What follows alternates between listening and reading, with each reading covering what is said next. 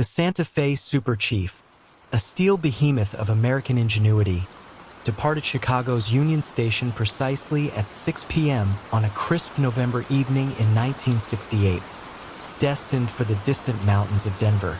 Among its diverse complement of passengers was Mary Beth Calloway, a librarian from Columbus, Ohio, on her way to visit her sister. She was seen, spoken to, and her presence in berth 9 of car 5 was noted by no less than 5 separate individuals. Yet, when the train pulled into Denver's bustling station 33 hours later, Mary Beth Calloway was gone, her small suitcase still neatly tucked under her berth, her overnight bag on the seat, and not a single trace of her physical departure. How could a woman vanish from a moving train, a seemingly impenetrable metal tube, without a soul witnessing her exit, and without any explanation for her sudden disappearance? The journey had begun uneventfully. Mary Beth Calloway, a woman in her late 40s with a kind smile and spectacles perched on her nose, had boarded the train with a book and a quiet enthusiasm for the journey. Mr. Harrison, an affable salesman from Des Moines occupying the berth across the aisle, remembered a brief, pleasant conversation about the changing autumn leaves. Mrs. Albright, an elderly woman traveling to visit her grandchildren, recalled Mary Beth offering to share her crossword puzzle book. The dining car steward remembered serving her a light dinner, and the porter, a diligent man named Thomas, confirmed he had helped her with her small valise and shown her to her berth. By all accounts, Mary Beth was there, a tangible presence amidst the rhythmic clatter and hum of the train. As darkness fell, the train rolled westward, a ribbon of light cutting through the vast American night. Passengers retired to their berths. Thomas, the porter, walked the aisle, ensuring all was well, before securing the car doors for the night, a standard safety procedure on overnight journeys. The train made several scheduled stops: Kansas City, Topeka, La Junta, but at each stop, the doors were monitored by porters and security was stringent. Passengers disembarking were always noted, if only by the casual observation of the crew. No one, not the porters, not the conductors, not the station staff, recalled seeing Mary Beth Calloway step off the train at any point. The first hint of something amiss came the following morning. Thomas, making his rounds, noticed that berth 9's curtains were still drawn, unusually late for a passenger due to arrive in a few hours. He gently knocked. No answer. He knocked again, a little louder. Still silence. With a growing sense of unease, he pulled back the curtain. The berth was empty. The blankets were neatly folded, as if Mary Beth had simply gotten up and walked away.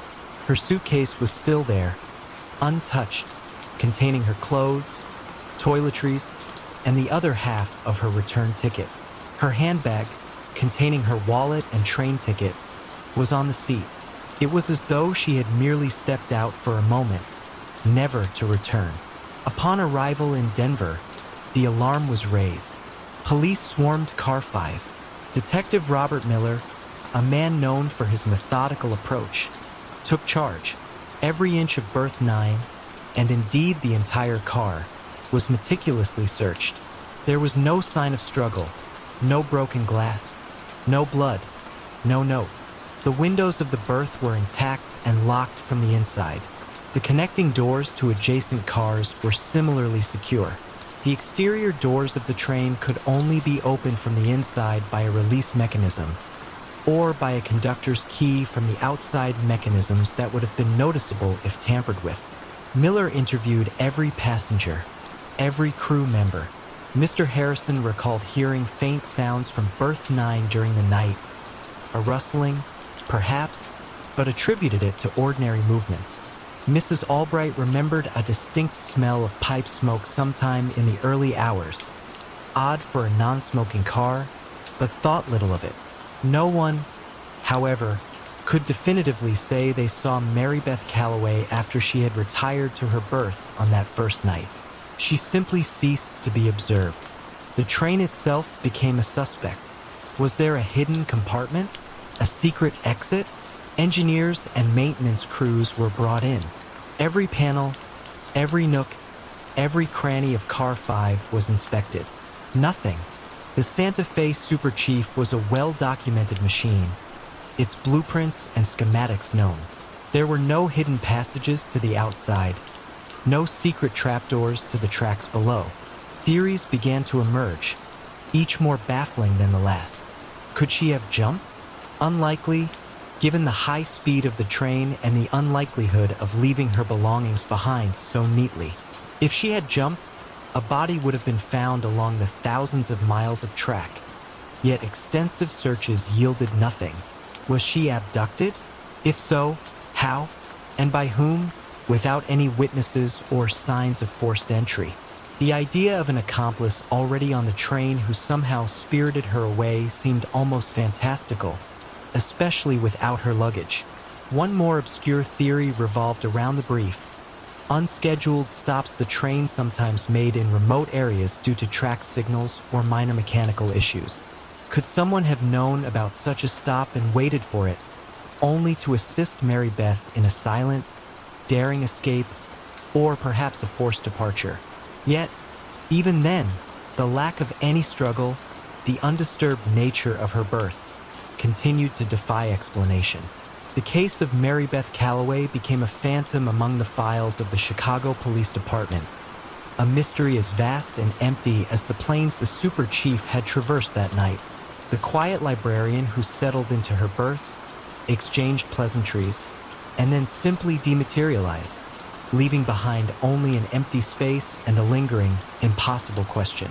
To this day, the Super Chief continued its routes, carrying its passengers, but the silent passenger of Berth 9 remains one of the most perplexing vanishing acts in American travel history. In a nondescript motel room just off Highway 17 in upstate New York, a man registered as John Smith was found slumped on the floor, seemingly succumbing to a sudden, fatal heart attack. The initial assessment was straightforward, a common tragedy in a transient world. But upon closer inspection, every single item in his possession, from his clothes to his driver's license, even his brand new suitcase, bore the unnerving mark of being purchased days, perhaps mere hours, before his death, utterly devoid of wear, personal history, or the slightest hint of a past life. Who was this man who had seemingly acquired an entire new identity and a fresh set of belongings only to die so suddenly? And what silent chronicle did the pristine state of his possessions tell about his final, anonymous days? It was a chilly, overcast morning in October of 1978. Agnes Miller, the proprietor of the Maple Leaf Motel, a small, faded establishment with a perpetually half-empty parking lot, noticed the blinds in room 7 were still drawn long past checkout time. Mr. Smith, a quiet man of average height and unremarkable features, had checked in 2 nights prior, paid cash, and kept to himself. Agnes, a woman with a natural suspicion born of decades in the motel business, thought little of it at first, but when her polite knocks yielded no response, and the distinctive scent of decay began to subtly permeate the air, a cold dread began to settle in. She used her master key, the lock clicking open with a familiar, mournful sound, and pushed the door inward. The room was neat, almost unnervingly so. A few crumpled, unread newspapers lay on the small table. A half-eaten bag of potato chips sat beside the television remote. And there, beside the bed, Mr. Smith lay motionless on the carpet, his eyes staring vacantly at the patterned ceiling. He appeared to have fallen quickly, without struggle. Sheriff Brody, a burly man whose years in law enforcement had made him wary of assumptions, arrived quickly. The initial assessment, supported by the county medical examiner, pointed to a sudden cardiac arrest. No signs of foul play, no struggle, no apparent external injuries. It seemed to be a simple, if tragic, natural death. But as Brody began the routine inventory of the deceased's belongings, the case took an immediate, perplexing turn. The wallet, found in Mr. Smith's trouser pocket, was brand new. Its leather supple, uncreased, with no worn edges. Inside, crisp, newly issued $20 bills lay beside a pristine driver's license bearing the name John Smith and an address in Sacramento, California. The photo, a slightly blurry image of the deceased, was unremarkable. A closer look, however, revealed the license had been issued only 3 days prior. Tucked behind it was a freshly activated credit card, also bearing the name John Smith, issued by a California bank just a week before. Brody moved to the small, dark blue suitcase on the luggage rack. It, too, was brand new, the zipper still stiff, the plastic protective film clinging to its metal feet. Inside, every single item of clothing was folded with the neatness of freshly purchased goods. 3 shirts, 2 pairs of trousers, a jacket, socks, and underwear, all still bearing faint creases from their packaging. Not a single thread showed wear. The toiletries in the bathroom were all unopened. A fresh tube of toothpaste, an untouched bar of soap, a new comb still in its plastic sleeve. There was no personal touch, no worn photograph, no well-loved book, no old letters, no scuffed shoes. It was an entire life, purchased wholesale, without a single item bearing the mark of prior use or personal history. It's like he just went shopping for an entire new life, Sheriff Brody remarked to his deputy, his voice tinged with a bewildered curiosity. The California address on the driver's license turned out to be an empty lot where a building had been demolished years ago. The phone number provided for the new credit card led to a disconnected line. The bank account, opened only days before, contained a modest sum, but its origins were untraceable, a clean, untraceable deposit of cash. The fingerprints, carefully lifted from the water glass and the door handle, were run through local, state, and national databases. No match.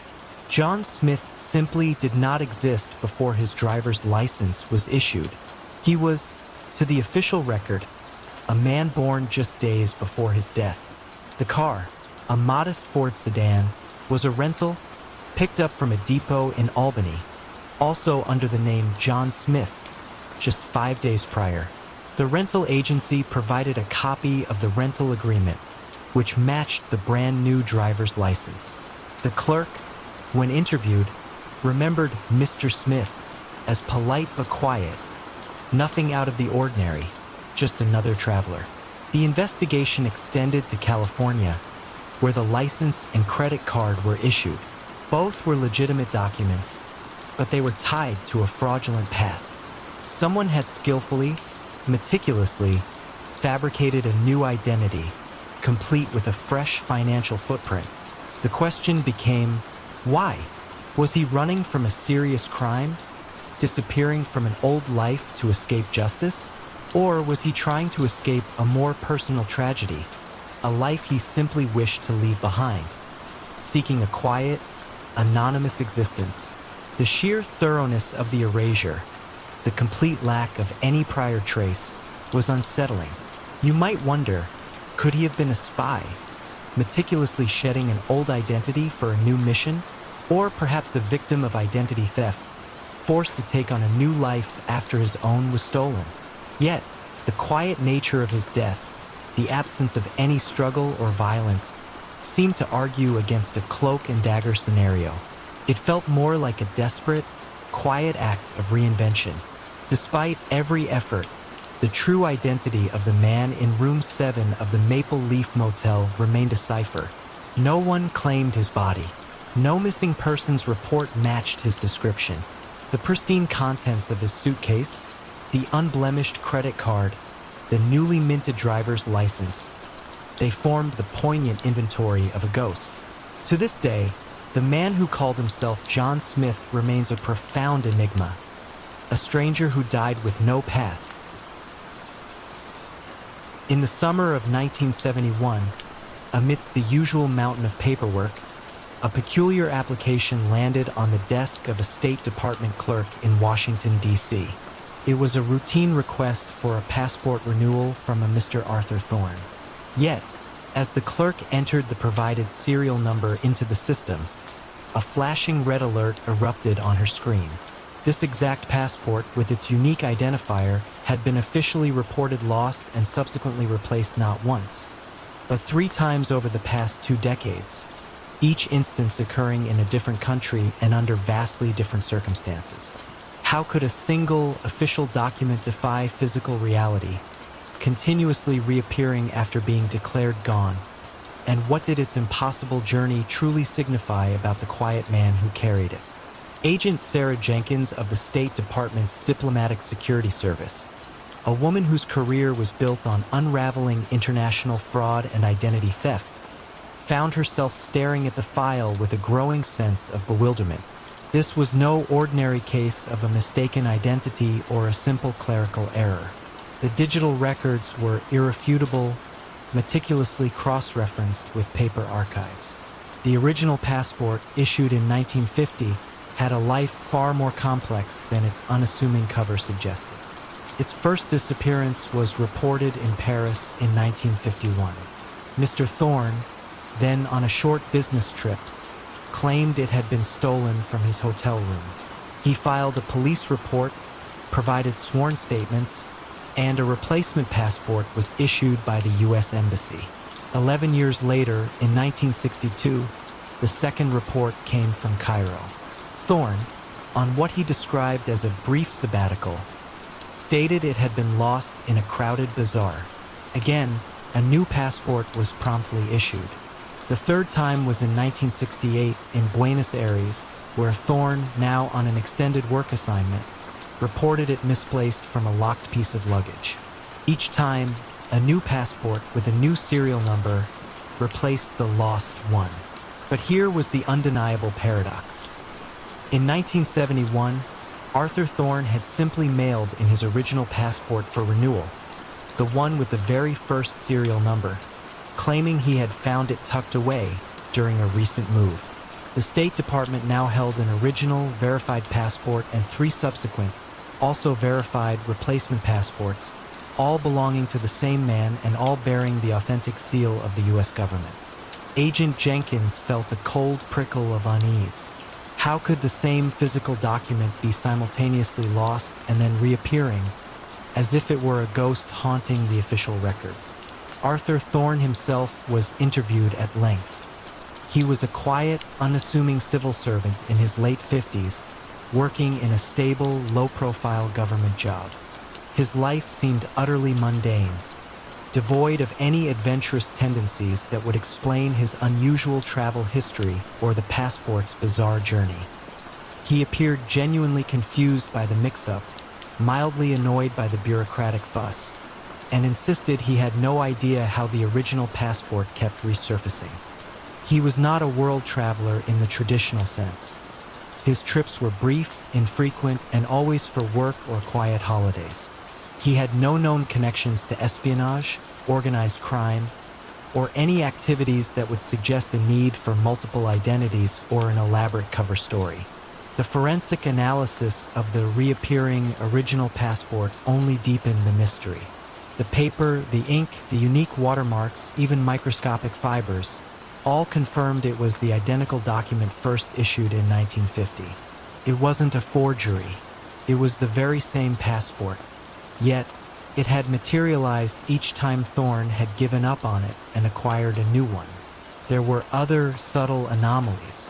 Each time the original passport reappeared, it arrived in Thorne's home mail, usually several days or weeks after he had applied for a replacement. The postmarks on the envelopes were always from the city where he had reported it lost: Paris, Cairo, Buenos Aires, but dated days after he had physically left that city. This implied the passport had either traveled without him or had been returned by an unknown party. However, no one had ever claimed to find it.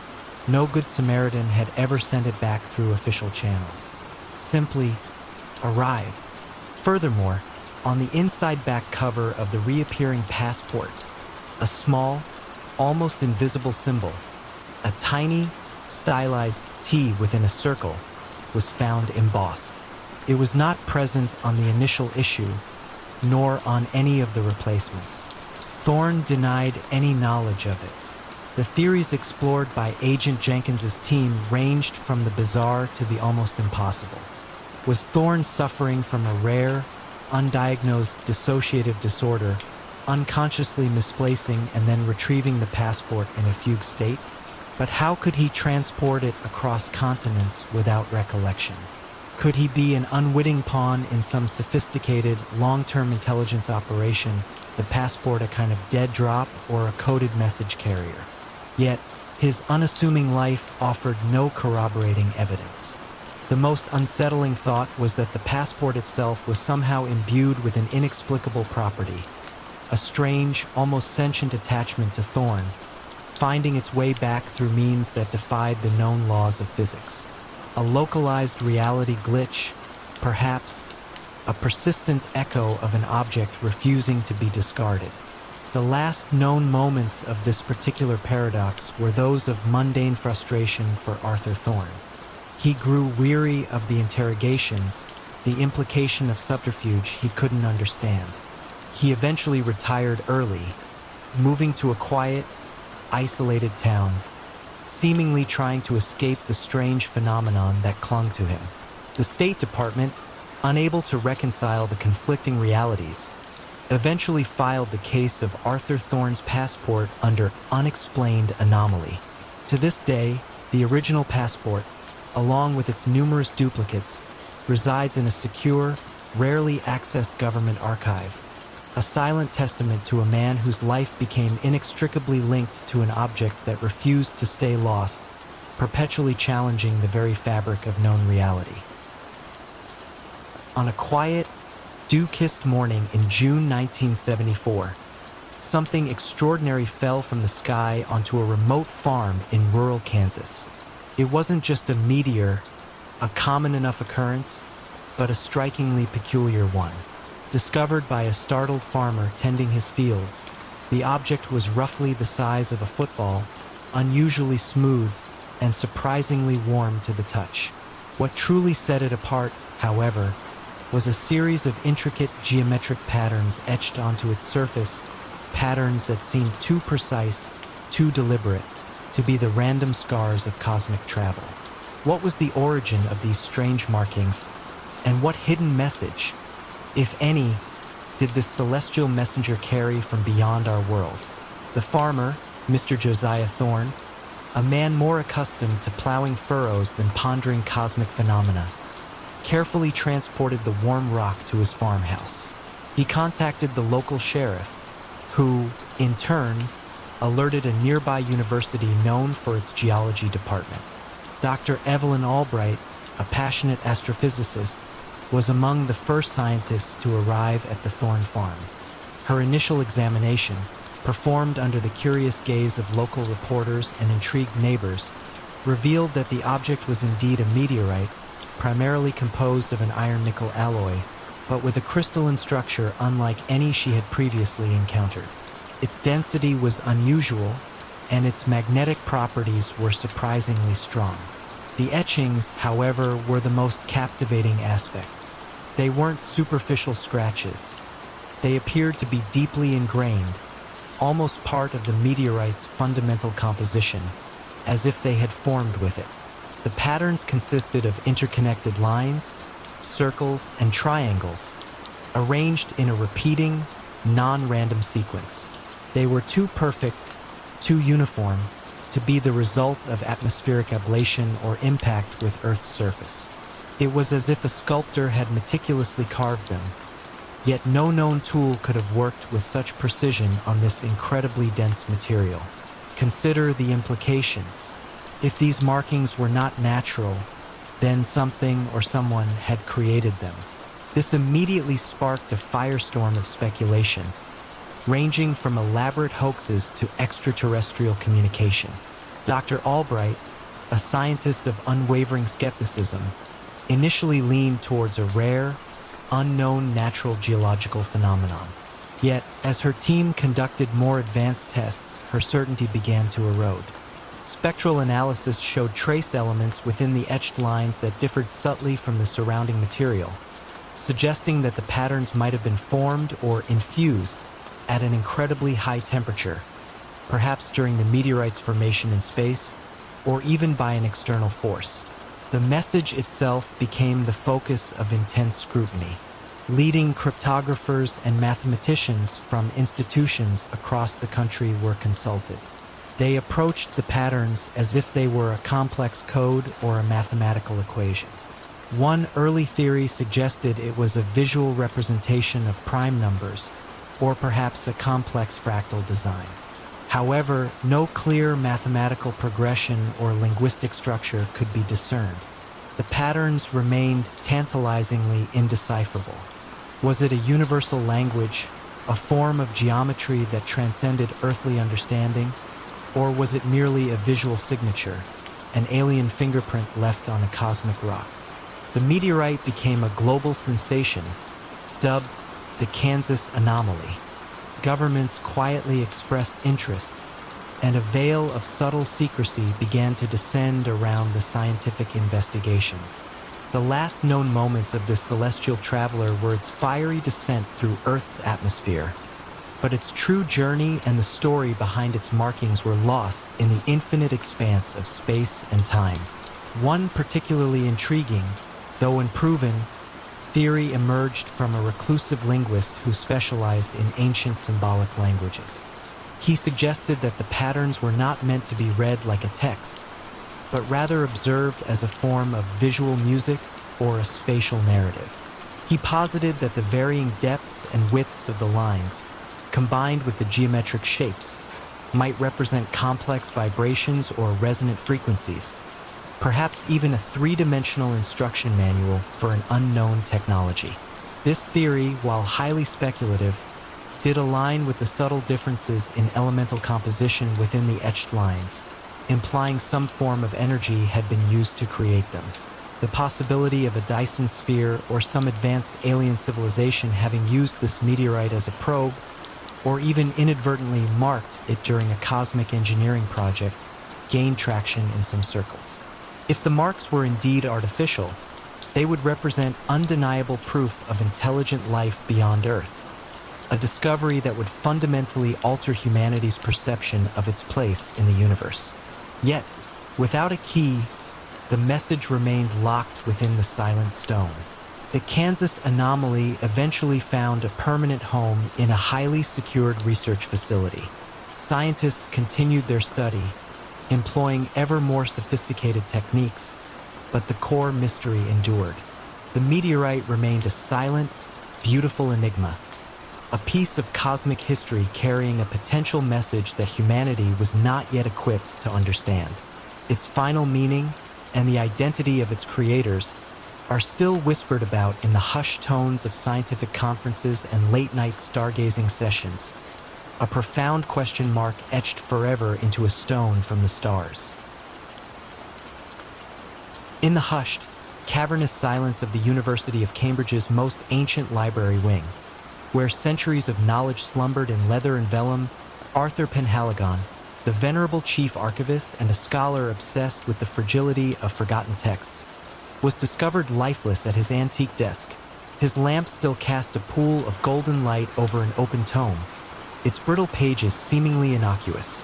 Yet, even as the first officer approached, the meticulously penned words within that book began to subtly writhe and shift, lines of Latin subtly morphing into an alien script, then into a language entirely unknown, each letter reforming with a silent, unsettling fluidity.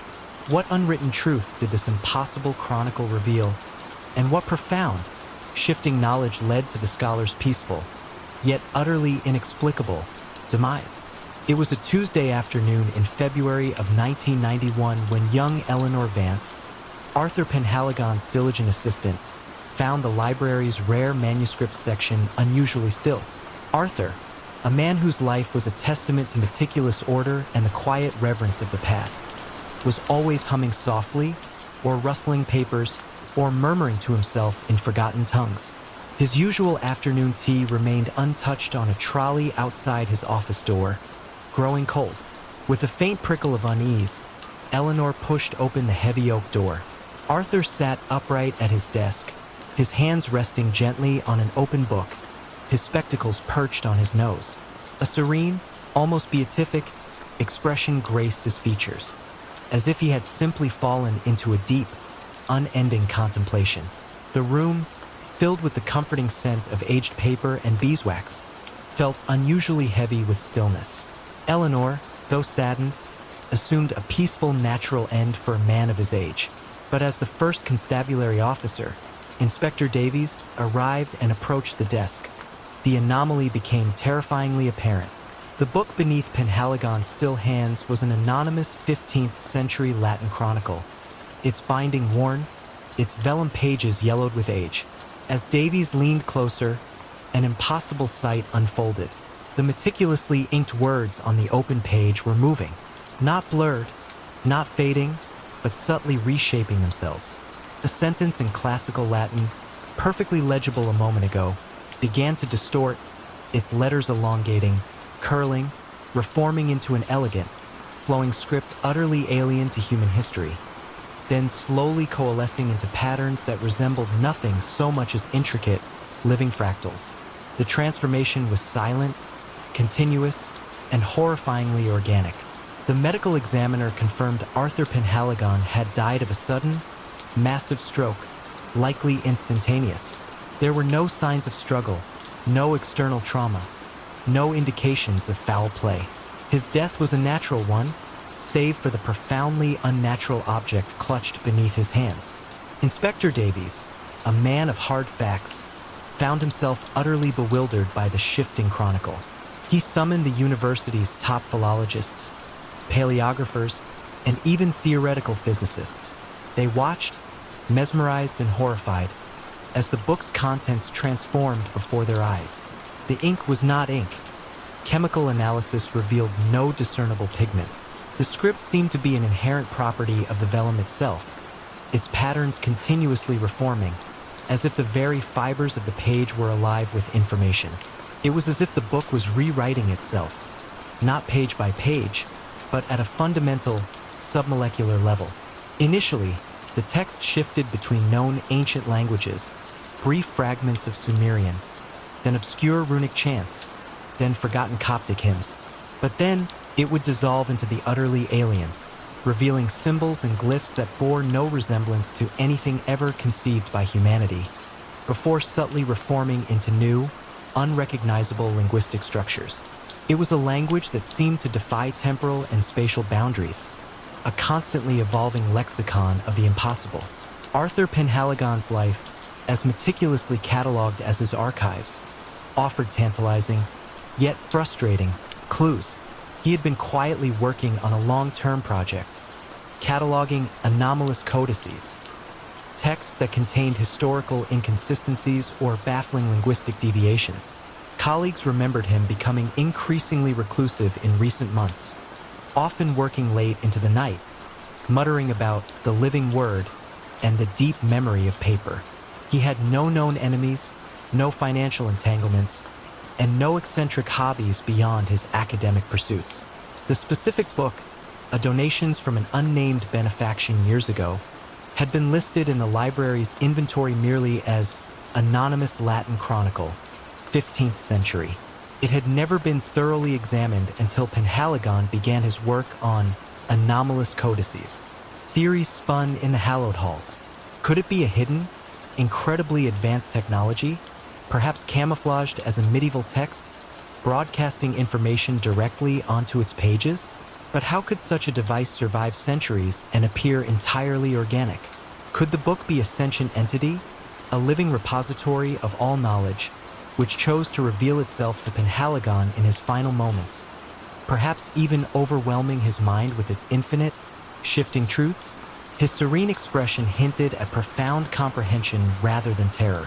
Another, more unsettling, theory posited a temporal or multidimensional anomaly.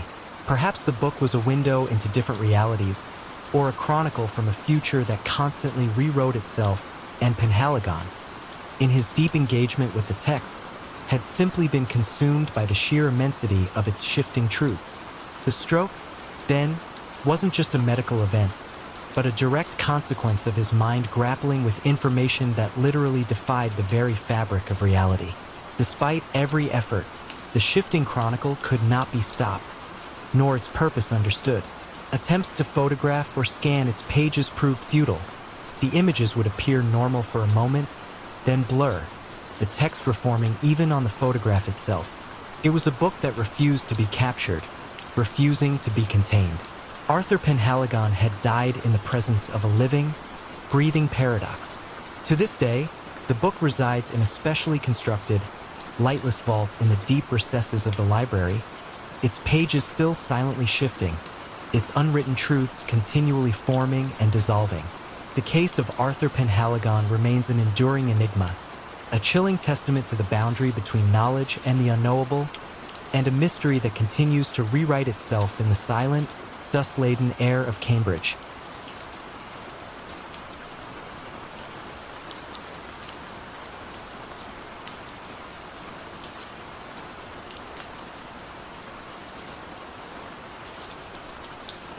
On a desolate, windswept island off the coast of Maine, the light in the old, solitary lighthouse went dark one frigid morning in January of 1947. When the Coast Guard finally managed to reach the isolated outpost through a raging blizzard, they found the lighthouse keeper, Silas Blackwood, slumped over his desk, a look of profound terror frozen on his face. Scattered around him were dozens of unsent letters, each addressed to various individuals, detailing strange, almost unbelievable encounters with an unseen presence that seemed to actively deter any attempts to leave the island. What terrifying secret had Silas Blackwood uncovered in his lonely vigil? And what urgent warning did he attempt to convey in those frantic, unmailed pleas before his silent, horrifying end? The storm had descended upon the Maine coast with a brutal, unexpected ferocity, trapping the small Coast Guard cutter in port for nearly 3 days. Lieutenant Peterson, a seasoned officer, watched the churning gray waves with growing unease. The light from Blackwood's Point Lighthouse, usually a steadfast beacon against the tempest, had inexplicably vanished during the worst of the blizzard. Silas Blackwood was a man of routine, meticulous and utterly reliable, his weekly reports always arriving on time, his light never failing. His silence was profoundly unsettling. When the cutter finally broke through the treacherous swells and reached the rocky shores of Blackwood's Point, the scene was one of desolate beauty and profound stillness. The lighthouse stood stark against the snow-laden landscape, its beacon a dark, silent eye. The door to the keeper's dwelling was partially ajar, rattling faintly in the biting wind. Peterson and his men entered cautiously, their boots crunching on the frozen floorboards. The air inside was stale, heavy with the scent of lamp oil and an undeniable chill that seemed to emanate from something deeper than the cold outside. Silas Blackwood sat at his desk, his hands still gripping a pen, his body rigid, his eyes wide with an expression of stark, almost primal terror. He appeared to have died instantaneously, his heart seemingly stopped by an immense shock. His skin was pale, not from the cold, but from an underlying pallor that hinted at a profound inner dread. Scattered across the desk and spilling onto the floor were dozens of envelopes, each addressed to different recipients, family members, old friends, even his former commanding officer from the war. None had been stamped. None had been sent. Peterson carefully gathered them. The contents, when read, sent a shiver down his spine that had nothing to do with the freezing air. The letters, dated over the past 2 weeks, detailed a chilling progression of events. Initially, Blackwood wrote of strange, unidentifiable noises echoing from the rock formations below the lighthouse. Sounds like a mournful wail, not of the wind, nor of the sea. Then came the inexplicable malfunctions. The lighthouse lamp, despite being meticulously maintained, would dim or flicker, sometimes going out entirely, only to reignite moments later, as if resisting some unseen force. He described shadows that moved just beyond the periphery of his vision, and the distinct feeling of being watched, even within the confines of his small, isolated home. More alarmingly, the letter spoke of repeated, thwarted attempts to leave the island. One letter detailed his small rowboat, securely lashed to the dock, being found adrift in the cove, its oars missing. Another described a thick, impenetrable fog that would roll in precisely when he intended to signal the mainland, isolating him further. He wrote of his radio consistently failing when he tried to send anything but routine reports, and how once, the gears of the lighthouse mechanism had inexplicably seized up the moment he was about to prepare a coded distress signal. The entries grew increasingly desperate, shifting from logical observations to the frantic scribblings of a man confronting an impossible reality. "It doesn't want me to leave," one letter declared in shaky handwriting. "It knows when I try. It interferes." The Coast Guard investigation confirmed the bizarre malfunctions. The lighthouse mechanism, when inspected by engineers, showed no signs of mechanical failure or tampering. The radio, when tested on the mainland, worked perfectly. The rowboat had indeed been found adrift. The terrifying implication was that Silas Blackwood's experiences, as described in his frantic letters, were not the delusions of a lonely man, but a precise, horrifying reality. No footprints other than Blackwood's own were found in the fresh snow leading to the lighthouse. There were no signs of forced entry. The windows were latched. The island was small, uninhabited save for Blackwood, and meticulously searched by the Coast Guard. There was simply no one else there. You might wonder what entity could possibly exert such a precise, terrifying control over a man and his environment. Was it a natural phenomenon? A unique electromagnetic field that affected the machinery and the mind, appearing sentient in its effect? Or was it something else entirely, something beyond human comprehension? Some theories, whispered quietly, spoke of an ancient, sentient presence inhabiting the island, a guardian or malevolent entity, disturbed by Blackwood's presence, or perhaps by what he was attempting to communicate. The letters themselves were a testament to a man driven to the brink by an unseen, relentless force. They were not paranoid ramblings, but detailed, precise accounts of interference, of a barrier. His terror, frozen on his face, was the final, undeniable proof of something that wanted him isolated, silenced, and, ultimately, stopped. To this day, the case of Silas Blackwood, the lighthouse keeper of Blackwood's Point, remains an unyielding mystery. The unsent letters, a chilling chronicle of an impossible siege, are now archived, a testament to a man who died not by the storm, but by the silent, terrifying presence that refused to let him tell his tale, leaving behind only the cold, stark echo of an unheard warning.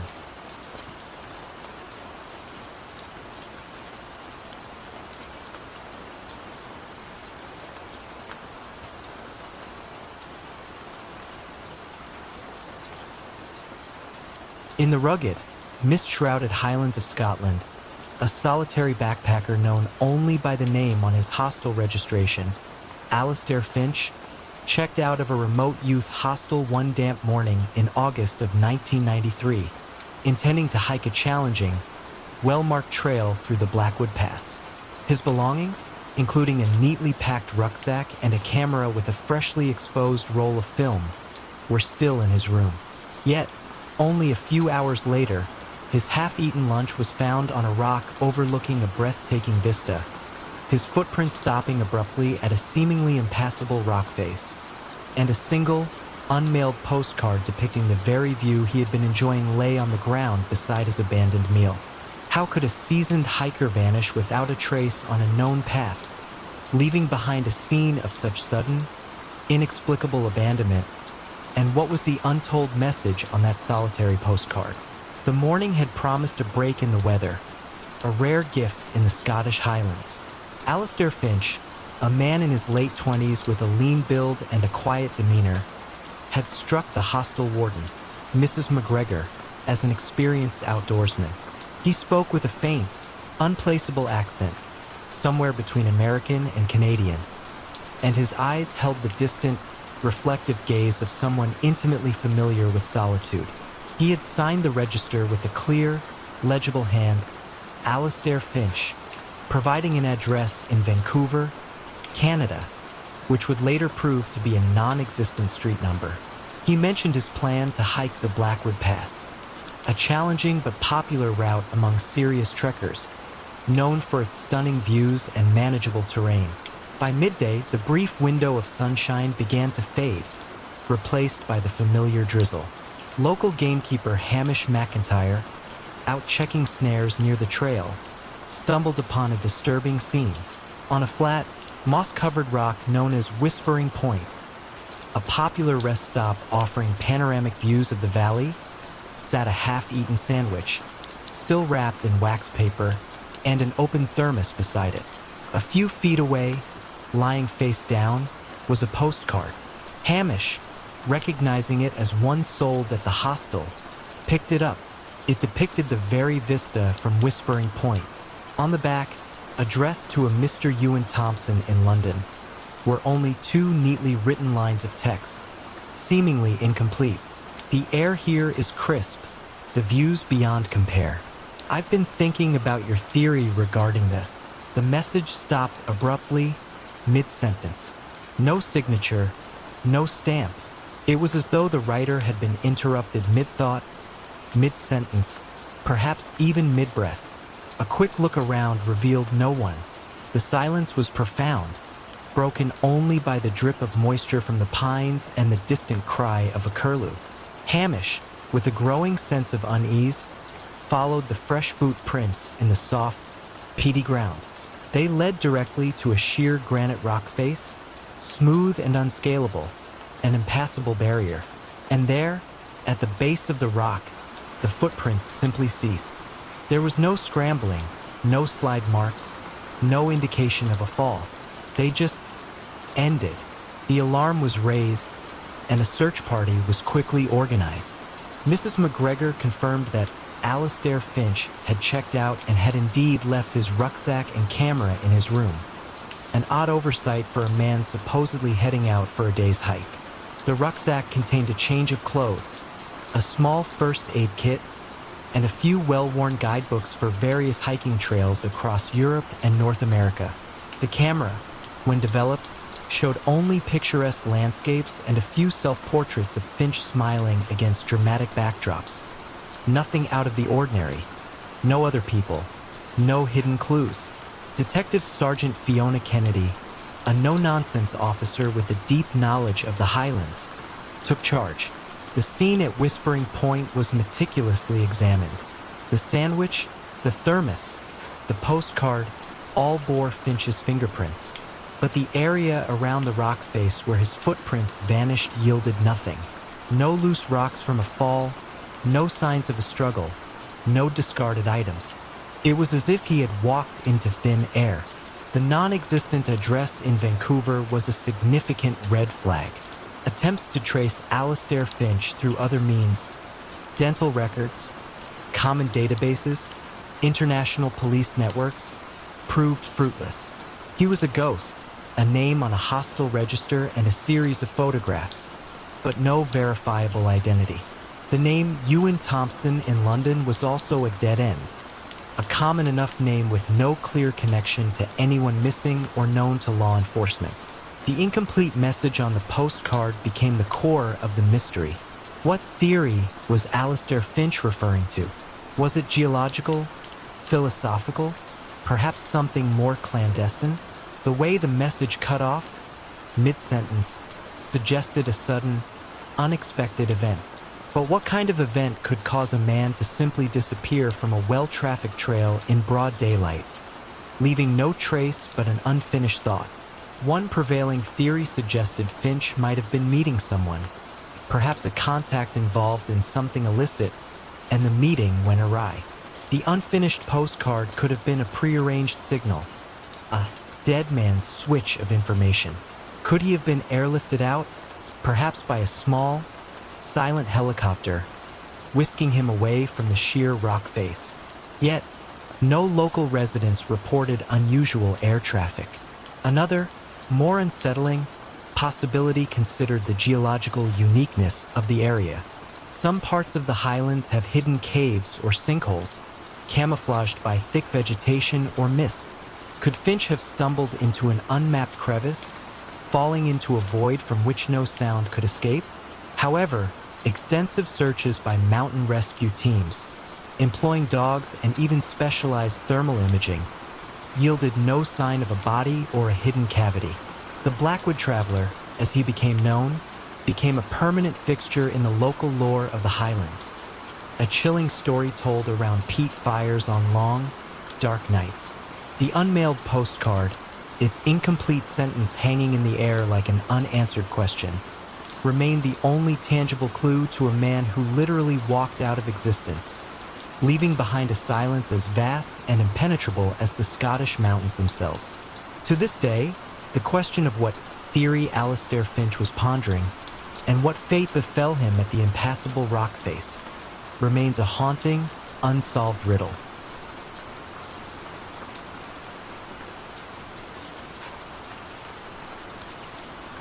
It was a cold, blustery evening in October 1987 when the opulent Grand Hotel in Vienna, a landmark of old-world elegance, became the stage for a baffling disappearance.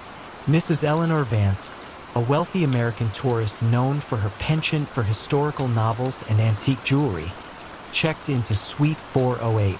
She was seen by staff enjoying an evening meal in the hotel's renowned dining room, impeccably dressed and radiating an air of quiet contentment. Yet, by morning, Mrs. Vance had vanished, leaving behind all her belongings, including her passport, luggage, and a half-finished cup of tea on her bedside table. The room was undisturbed, the windows locked from the inside, and no trace of forced entry.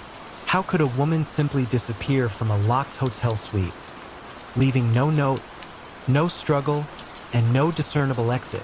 The hotel staff, accustomed to the comings and goings of the world's elite, initially thought Mrs. Vance had simply stepped out early, but as the hours passed and her breakfast order went untouched, a growing unease settled over the concierge desk. Her personal items, including a considerable sum of Austrian shillings and her precious sapphire necklace, were still in the room's safe. It was an impossible scenario, a ghost-like vanishing act from a secured environment. Detective Inspector Klaus Richter, a veteran of Vienna's police force, was assigned the case. He was a man of logic and methodical inquiry, but the scene in Suite 408 defied all his training. The bed was neatly made, save for the indentation where Mrs. Vance had slept. Her evening gown lay draped over a chair, ready for pressing. On the nightstand, beside the cooling tea, was an open copy of a historical novel and her reading glasses. It was as if she had simply paused her evening routine and then ceased to exist. The hotel itself was a labyrinth of grand hallways and hidden service passages, but every exit point, every staff entrance, was meticulously logged and monitored. Richter's team interviewed every member of staff who had been on duty, every guest on the fourth floor, and even the street vendors outside. No one recalled seeing Mrs. Vance leave, nor did they see anyone suspicious enter or exit the hotel during the late hours of the night or early morning. The hotel's security log showed no alarms, no unusual movements. It was a vacuum of information. The complete absence of a struggle was particularly vexing. There were no overturned lamps, no broken vases, no signs of a forced abduction. If she had been taken, it was by someone she trusted implicitly, or by someone with an almost supernatural ability to bypass locks and security. But what about the locked windows and the undisturbed room? Consider the meticulous nature of the disappearance. All her personal effects were left behind, suggesting not a planned departure, but a sudden, unexpected removal. This ruled out a voluntary disappearance, unless Mrs. Vance was enacting some elaborate, premeditated scheme, which seemed entirely out of character for a woman of her seemingly uncomplicated life. Her family, Contacted in America, were as bewildered as the police. They reported no family feuds, no secret enemies, no financial troubles that might prompt such a drastic act. As the investigation continued, a curious, almost trivial, detail emerged from the maid's recollection. The maid, who had tidied Suite 408 earlier on the day of Mrs. Vance's disappearance, noticed a small, antique silver locket on the bedside table. Mrs. Vance had been wearing it earlier that day. When police searched the room after the disappearance, the locket was nowhere to be found. It was the only item missing from the suite. Was it an insignificant personal item, or a crucial clue smuggled out by an unseen perpetrator? If so, why just the locket, and why leave everything else? Another strange report came from a night porter. Around 3 a.m., he had been walking the fourth-floor corridor and distinctly remembered hearing the faint, melodious strains of a waltz coming from Suite 408. He initially dismissed it as a guest playing music, but then recalled that the music was unusually quiet, almost like a music box, and seemed to emanate directly from within the closed suite, fading quickly. He had thought nothing of it at the time, but in hindsight, it felt chillingly out of place. Could Mrs. Vance have been with someone, dancing, in the dead of night? If so, where was this person now? And why would they leave her belongings behind, only taking her and a locket? The theories ranged from the mundane to the bizarre. Could she have been a victim of an elaborate, highly professional kidnapping, executed with unparalleled precision? But the lack of a ransom note or any demands made this unlikely. Was there a secret passage, known only to a select few, that allowed for such a silent exit? The hotel's blueprints showed no such hidden routes. Some whispered of a spontaneous combustion, a notion quickly dismissed by Richter, but highlighting the desperation for an explanation. Others wondered if a secret rendezvous had gone terribly wrong, and the accomplice had meticulously cleaned the scene. But the meticulousness itself seemed to point away from frantic cover-up and towards a cold, calculated vanishing act. The case of Eleanor Vance, the American tourist who disappeared from a locked room in Vienna's Grand Hotel, became a persistent urban legend, a chilling tale of an inexplicable void. Her family eventually offered a reward, but no credible information ever surfaced. The locket was never found. The phantom waltz remained an unconfirmed whisper. To this day, Suite 408 is occasionally requested by guests fascinated by the story, hoping to sense the lingering presence of the elegant Mrs. Vance, who walked into a luxurious hotel suite one evening and, by morning, had become nothing more than a ghost, leaving behind a perfectly composed room and an utterly confounding mystery.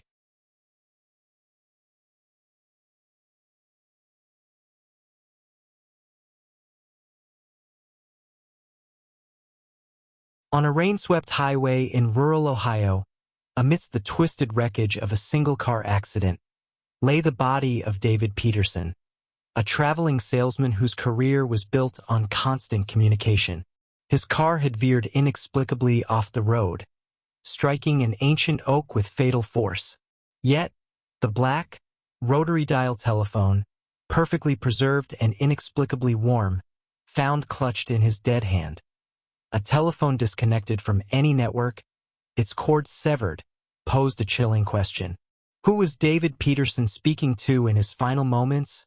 And what urgent, unheard message did that phantom call attempt to convey before his inexplicable crash? It was a Tuesday night in November of 1971, a night when the world outside was a blur of driving rain and oppressive darkness. State Trooper Jim Henderson, a man who had seen his share of gruesome accidents on the winding back roads of Ohio, pulled up to the scene. The headlights of his patrol car cut through the gloom, illuminating the crumpled husk of a Ford Pinto, its front end accordion folded around the unyielding trunk of a massive oak tree. The air hung thick with the smell of gasoline and damp earth. David Peterson, the sole occupant, was undeniably gone, his body slumped against the steering wheel. The scene, at first glance, was a tragic but straightforward case of a driver losing control on a slick road. But as Trooper Henderson approached the wreck, his flashlight beam danced across something profoundly out of place. Clutched tightly in Peterson's left hand, amidst the broken glass and twisted metal, was a black, old-fashioned rotary dial telephone. It was the kind you'd find in a pre-war office, heavy and robust. Its coiled cord was severed cleanly, as if cut by a sharp blade, and it lay against Peterson's chest, the receiver pressed against his ear. Stranger still, as Henderson carefully pried it from the dead man's grip, he felt a distinct, unsettling warmth radiating from the plastic, as if it had just been used. The medical examiner confirmed David Peterson's immediate death from the impact. There was no alcohol in his system, no signs of a pre-existing medical condition that would cause him to lose control. He had simply, inexplicably, veered off the road. The car's tires were in good condition. No deer, no other vehicles were involved. The only variable was the telephone. Detective Sarah Jenkins, brought in from the regional bureau, quickly took over the bewildering case. The telephone became the focal point. It was a standard model from the 1940s, a robust instrument with no obvious modifications. Its warmth was an immediate, baffling anomaly.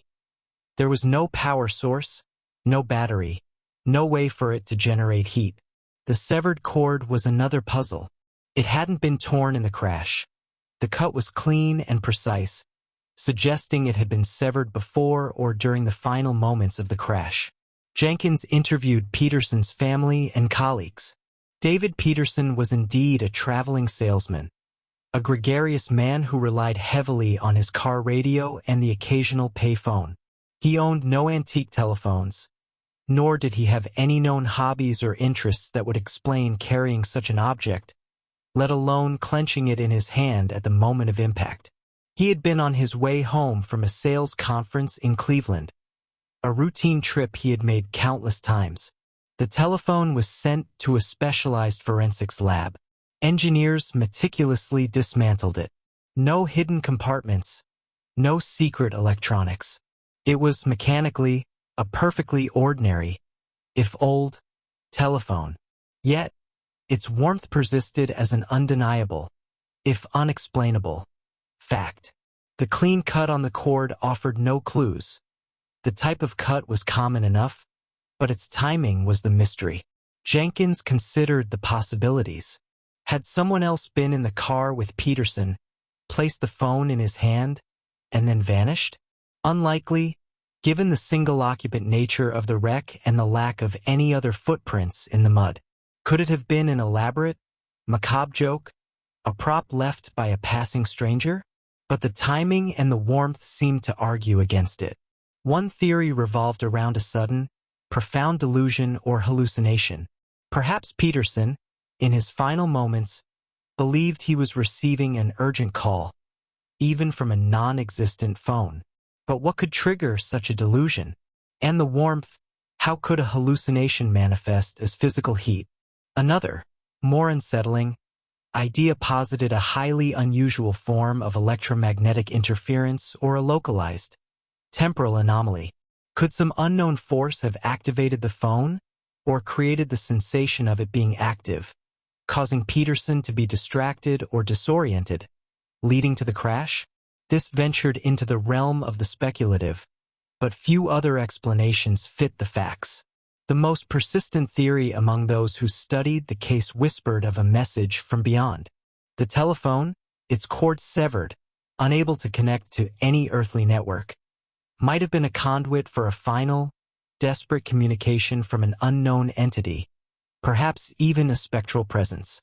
The warmth, the perfect preservation, the inexplicable presence in his hand, these details painted a picture of a profound, last-minute connection.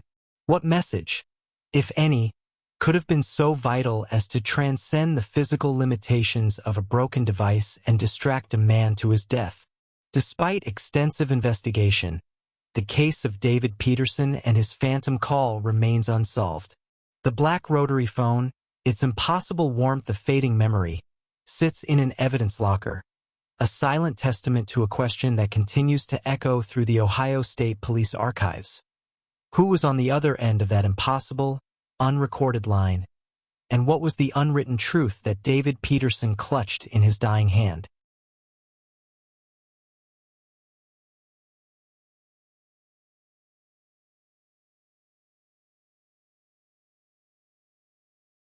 In a quiet university town in West Germany, nestled along the Rhine, Professor Elias Thorn, a renowned philologist whose life was dedicated to the ancient echoes of forgotten tongues, was discovered lifeless in his study, a single sheet of paper clutched in his hand. What was the origin of the alien script meticulously penned on that paper? A script unlike any known to human history, and what silent knowledge did it hold that led to the scholar's enigmatic demise? It was a cold, gray morning in October of 1963 when Klaus Richter, Professor Thorn's research assistant, unlocked the heavy oak door to the professor's private study in the university's hushed linguistics department.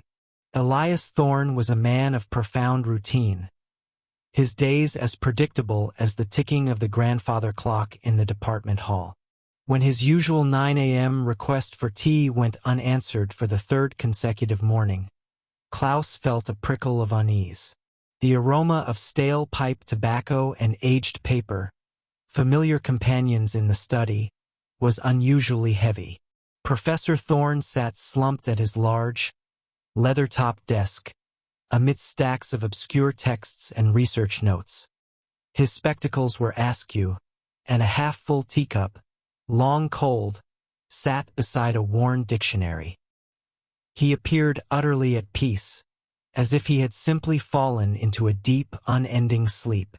But then Klaus noticed it. Clutched in the professor's right hand, held with surprising rigidity, was a single, crisp sheet of parchment. It was covered from top to bottom in an elaborate, unreadable script. Medical examination was swift. Dr. Schmidt, the university physician, declared the cause of death as a sudden, massive heart attack, likely occurring 2 or 3 days prior. There were no signs of struggle, no poison, no foul play. It was, ostensibly, a natural end for a man of Thorn's advanced years and sedentary habits. Yet the paper in his hand remained. Inspector Reinhardt, a methodical man from the local Marburg police, carefully extracted it. The script was unlike anything Reinhardt had ever seen. It wasn't Latin or Greek or Arabic. It wasn't even Cyrillic or an Asian ideogram. It consisted of fluid, elegant curves, interspersed with sharp, angular strokes, arranged in neat, horizontal lines. There were repeating patterns, almost like a recurring grammatical structure, but the individual symbols were alien, bearing no resemblance to any known alphabet or logographic system. It looked deliberate, meticulously crafted, not the chaotic scrawl of a disturbed mind, but a coherent, if utterly incomprehensible, form of writing. Reinhardt immediately consulted the university's linguistics department. Colleagues of Professor Thorn, experts in everything from ancient Sumerian to obscure Celtic dialects, pored over the document. They traced the symbols with their fingers, murmured theories, and shook their heads in frustration. "It's not a cipher we know," one professor declared, "nor any natural language. It possesses an internal consistency, certainly, but its origins, they are utterly unknown."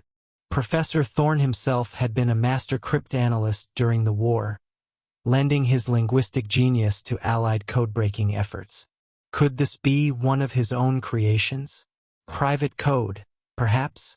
But why leave it so prominently at his death? The investigation turned to Professor Thorn's recent activities. His life was largely confined to his study, his books, and his occasional lectures. He had no known enemies, no significant financial entanglements, and no close family. His only notable recent deviation from routine was a series of clandestine visits to a private collection in a remote village in Bavaria, where he had been granted access to an exceptionally rare and uncatalogued manuscript, a thick, leather-bound tome of unknown provenance, filled with intricate illustrations and, as Klaus remembered, strange, swirling script similar to, but not identical with, the one found in Thorne's hand. Klaus had only seen glimpses of it, as the professor had been unusually secretive about this particular research. The Bavarian collection, when investigated, confirmed Thorne's visits. The curator, a stern, elderly woman, vaguely remembered the professor being intensely focused on a single, unnamed volume, a book she had inherited from a reclusive ancestor who had traveled extensively in the Ottoman Empire and parts of Eastern Europe. She couldn't provide much detail, claiming its contents were too abstract for her. The book itself, however, was still there, untouched. It offered no direct match to the script. Theories began to form around Reinhardt's desk. Could the script be a new discovery, a previously unknown ancient language that Thorne had deciphered, the knowledge of which proved too dangerous to live with? Perhaps a forgotten sect, a hidden civilization, or a secret society, and Thorne's quiet death was a deliberate silencing. Or was it something far more contemporary, something tied to the tense geopolitical landscape of 1960s Europe? West Germany was a hotbed of espionage.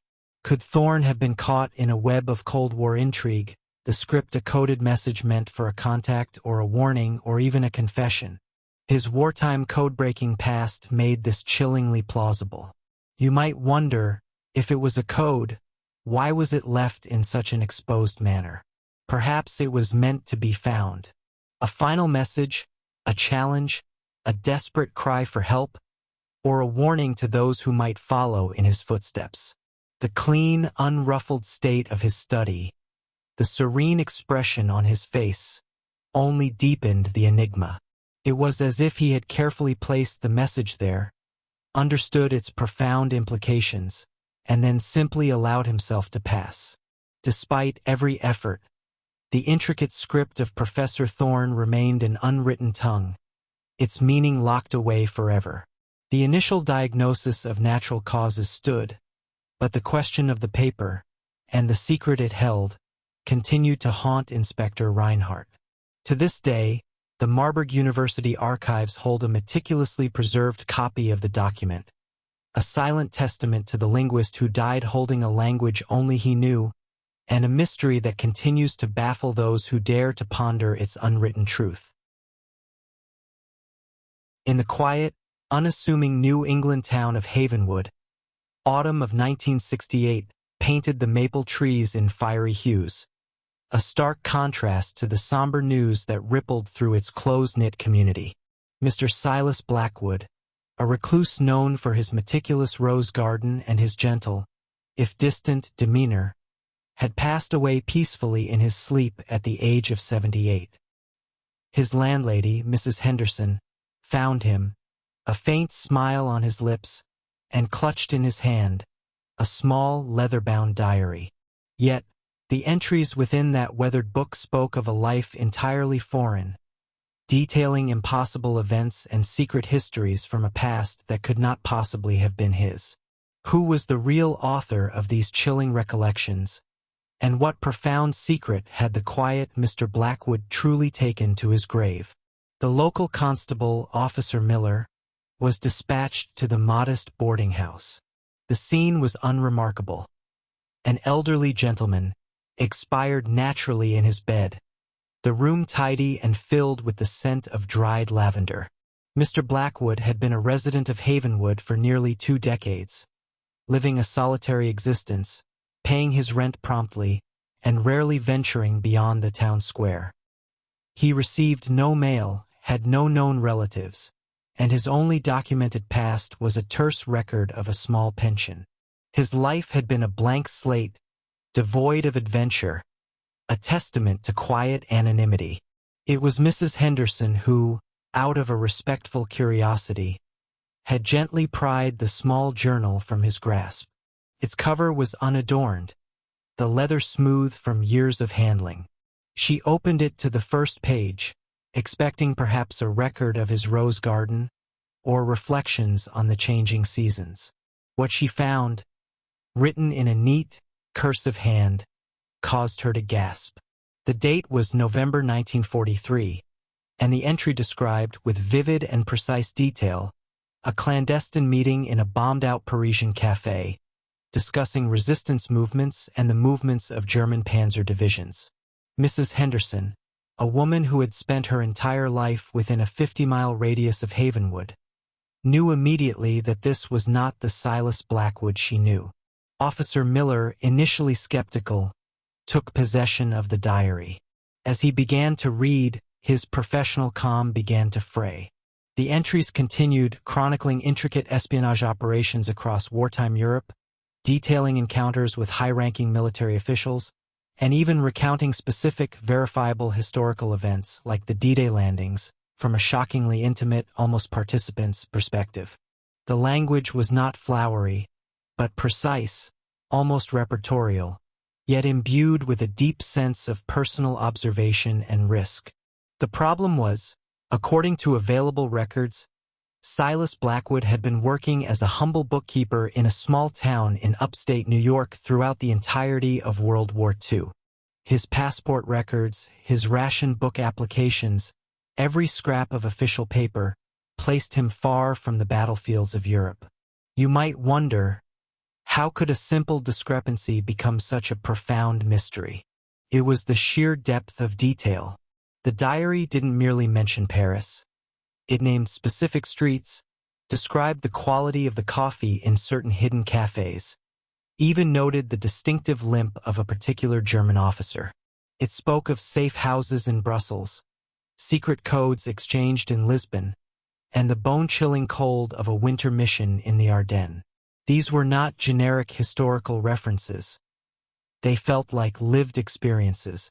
The more the authorities delved into the diary, the more perplexing the John Doe case became. They cross-referenced names, places, and events mentioned in the diary against declassified intelligence reports and historical archives. To their astonishment, many of the seemingly fictional details, especially regarding lesser-known figures and obscure intelligence operations, matched perfectly with recently declassified information. It was as if the author had been a ghost in the annals of history, a participant whose existence was never officially recorded. The theories began to swirl quietly among the handful of investigators assigned to the case. Was it an elaborate hoax, a remarkably researched piece of historical fiction written by a recluse with an extraordinary imagination? But why write it as a personal journal with no intention of publication? And why, then, would Silas Blackwood live such a dull, unremarkable life for decades, never speaking of his supposed past? Another, more unsettling possibility was that Blackwood was not Silas Blackwood at all. Perhaps he was a man living under an assumed identity, a former spy or operative whose true identity was so deeply buried that he could only confide in a secret diary. The detailed memories, the vivid recall of danger and triumph, suggested a true veteran, perhaps one whose service had required him to disappear into the quiet anonymity of a new life, a new name, for decades. The meticulous cutting of all labels from the deceased man in Seabrook Sands, for example, shares a chilling parallel with the complete erasure of Blackwood's European past. The diary, then, might not have been a complete personal account, but a coded message or even a memory aid for someone attempting to keep their two lives separate. His final moments, seemingly peaceful, might have been the closing of a chapter that began long ago, far from Havenwood. The mystery of Silas Blackwood, the man who was both a mild-mannered gardener and a shadow agent in the heart of Europe, remains unsolved. The diary, eventually archived as the Blackwood Papers, offers a tantalizing glimpse into a life that was either fabricated with impossible precision or belonged to an individual who truly defied every attempt at identification. The true John Doe of Havenwood rests beneath a simple headstone, his secret life entombed with him, leaving behind only the cryptic whispers of a diary that continued to ask, who was he, really? In a secluded, state-of-the-art sleep research facility, Hidden deep within the desolate peaks of the Sierra Nevada, Dr. Eris Thorne, a brilliant yet profoundly reclusive neuroscientist dedicated to charting the uncharted landscapes of consciousness, was found lifeless in his sleep chamber. He lay peaceful, electrodes still meticulously attached, his vital signs indicating a sudden, silent demise. Yet, clutched in his hand was not a medical instrument or a research note, but a perfectly smooth, jet-black stone, impossibly dense, that, when touched, induced a profound, vivid, and shared vision of an impossible, alien world. What impossible landscape had Dr. Thorne finally reached? And what silent, luminous truth did this otherworldly object reveal about his final, tranquil moments? It was a stark, windswept morning in July of 2017 when the automated systems of the Prometheus Sleep Lab, Dr. Thorne's isolated mountain redoubt, finally triggered an alert. The bi-weekly delivery drone, its cargo untouched, had broadcast an anomaly to the university's central server. Dr. Eris Thorne was a man of intense discipline, his life an unwavering pursuit of the mysteries of the dreaming mind. His silence was profoundly uncharacteristic. Dr. Lena Meyer, Thorne's sole remote colleague and the only person with access codes, initiated a drone-assisted entry sequence, her stomach tightening with dread. Inside, the lab was a cathedral of quiet hums and soft, blinking lights. Thorne's personal sleep chamber, a hermetically sealed pod designed for ultimate sensory deprivation, was open. Dr. Thorne lay on the specialized bed, his body perfectly still, the intricate web of EEG leads and biometric sensors still affixed to his head and chest. He appeared to have died peacefully in his sleep, his face serene, a faint smile playing on his lips. The preliminary data from his monitors, accessed remotely, indicated a sudden, massive neural event, a cascade failure in the brainstem, instantaneous and painless. But then Lena noticed it. Clutched impossibly in his right hand, nestled firmly against his palm, was a perfectly smooth, jet-black stone. It was an oval, about the size of a pigeon's egg, and possessed an unnerving density, far heavier than its size suggested. Its surface, polished to a mirror-like sheen, absorbed all light, appearing as a pure void. And as Lena, with a sense of both awe and trepidation, gently pried it from his grip, she felt a strange, almost imperceptible warmth emanating from its surface, a subtle, rhythmic pulse that seemed to thrum against her skin. Detective Sergeant Elias Khan, a pragmatic man from the Regional Sheriff's Department, arrived hours later, helicoptered in through the mountain passes. The scene was baffling. No forced entry, no signs of struggle, no obvious foul play. Thorne's death was natural, yet the object in his hand was anything but. Khan carefully took the stone, and as his bare thumb brushed its surface, a sudden, blinding rush of imagery flooded his mind. He saw a landscape of impossible, crystalline trees, their branches shimmering with internal light, beneath a sky of swirling, iridescent nebulae. Figures moved in the distance, forms that were simultaneously human and utterly alien, their movements fluid and graceful. The vision lasted only a fraction of a second, but it was vivid, coherent, and profoundly disorienting. He nearly dropped the stone. The black stone became the focus of the investigation. When other team members, forensic experts, and later, consulting neuroscientists touched it, they reported similar, yet strangely unified, experiences.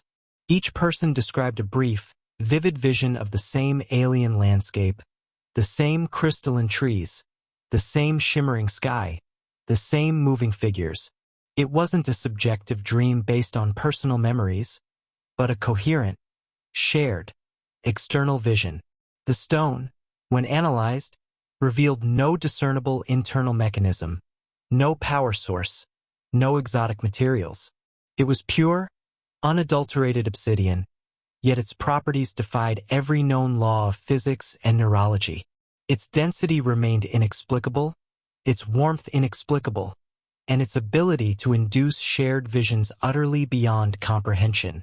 Dr. Thorne's life, as chronicled in his meticulous journals, offered tantalizing clues. He had been obsessed with the concept of a collective unconscious and the possibility of shared dream spaces. His most recent entries spoke of experiments with resonant frequencies and proto-consciousness fields, hinting at a breakthrough involving a unique, naturally occurring geode he had acquired from an anonymous source months prior. He believed it was a neural conduit, a key to unlocking a universal dream state. His notes grew increasingly theoretical, moving from traditional neuroscience to esoteric philosophy, and finally, to almost poetic descriptions of the grand tapestry of shared perception. He seemed on the verge of proving something truly revolutionary. Theories multiplied.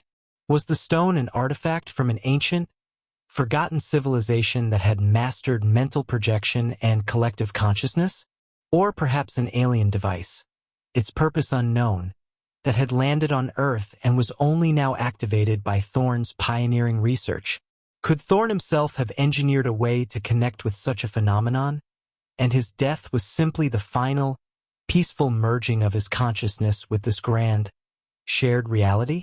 The serenity on his face suggested not a violent end, but a quiet transcendence, a final step into the very landscape he had sought to understand.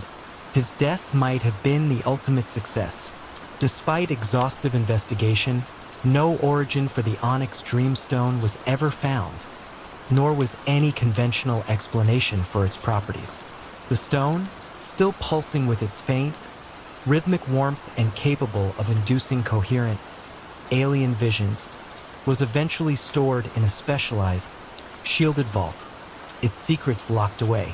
To this day, the case of Dr. Eris Thorne remains a profound enigma, a chilling testament to the boundary between waking and dreaming, and a mystery that continues to resonate with the echoes of an impossible, shared, and utterly alien world.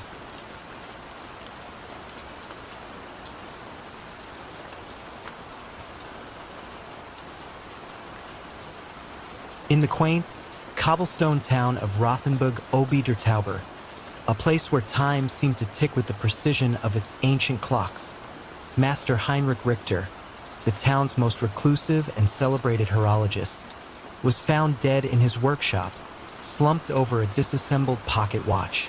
His life was a testament to intricate mechanisms and perfect order, yet during his autopsy, a discovery was made that defied all natural law.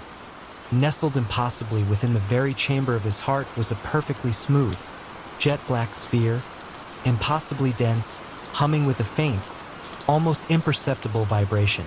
How did this otherworldly object come to reside within the master clockmaker, leaving no trace of entry, and what silent secret did its pulsating presence reveal about his final, meticulously ordered moments? It was a crisp morning in May of 2003 when young Jacob, Heinrich Richter's apprentice, arrived at the workshop, his usual cheerful greetings met only by an unnerving silence. Master Richter, a man whose life revolved around the rhythmic click and whir of gears, was always the first to arrive, the scent of oil and brass already perfuming the air. Jacob found the workshop door ajar, a rare oversight for the meticulous clockmaker. Inside, amidst the organized chaos of tiny tools, springs, and cogs, Master Richter sat motionless at his workbench, his head resting on his forearms, a delicate 18th century pocket watch splayed open before him. He appeared to have simply stopped, like one of his own mechanisms, mid-repair. Dr. Schmidt, the local physician, was summoned. He confirmed the obvious. Master Richter had passed away. The preliminary assessment indicated a sudden, massive heart attack, a quiet end for a man of his age and sedentary profession. There was no sign of struggle, no overturned stools, no broken glass. The workshop was as neat as ever, a tableau of quiet industry frozen in time. But during the routine autopsy at the local clinic, the serenity of the clockmaker's demise was shattered. As Dr. Anya Sharma, the pathologist, made her incision, Her scalpel met an unexpected, unyielding resistance within the thoracic cavity. With careful precision, she located the source, nestled directly within the left ventricle of Master Richter's heart. An area usually reserved for vital blood flow was a foreign object. It was a perfect sphere, no larger than a pigeon's egg, yet it possessed an astonishing, unnatural weight, as if carved from a material far denser than anything known. Its surface was perfectly smooth, jet black, and cool to the touch. Most unsettling of all, as Dr. Sharma held it, she felt a distinct, faint vibration, a rhythmic hum emanating from within the stone itself, a silent pulse in a body now still. Inspector Klaus Mahler, a man of precise logic and unwavering skepticism, was immediately called in. The mystery of the heart stone defied every medical and scientific explanation. There was no surgical scar, no puncture wound, no internal trauma to suggest how such an object could have entered the body, let alone migrated to the very core of the heart without leaving a trace. It was as if it had simply appeared there. The sphere was sent to a battery of experts. Geologists identified it as a form of obsidian, but its perfect spherical shape was utterly unnatural. Such precision of form is unheard of in naturally occurring volcanic glass. Its density was off the charts, defying the known properties of obsidian. Chemists found no unusual elements, yet the faint, rhythmic vibration remained inexplicable, a consistent hum that resonated at a frequency just at the edge of human hearing. It had no discernible power source, no internal mechanism. It was simply there, an impossible object within an impossible location.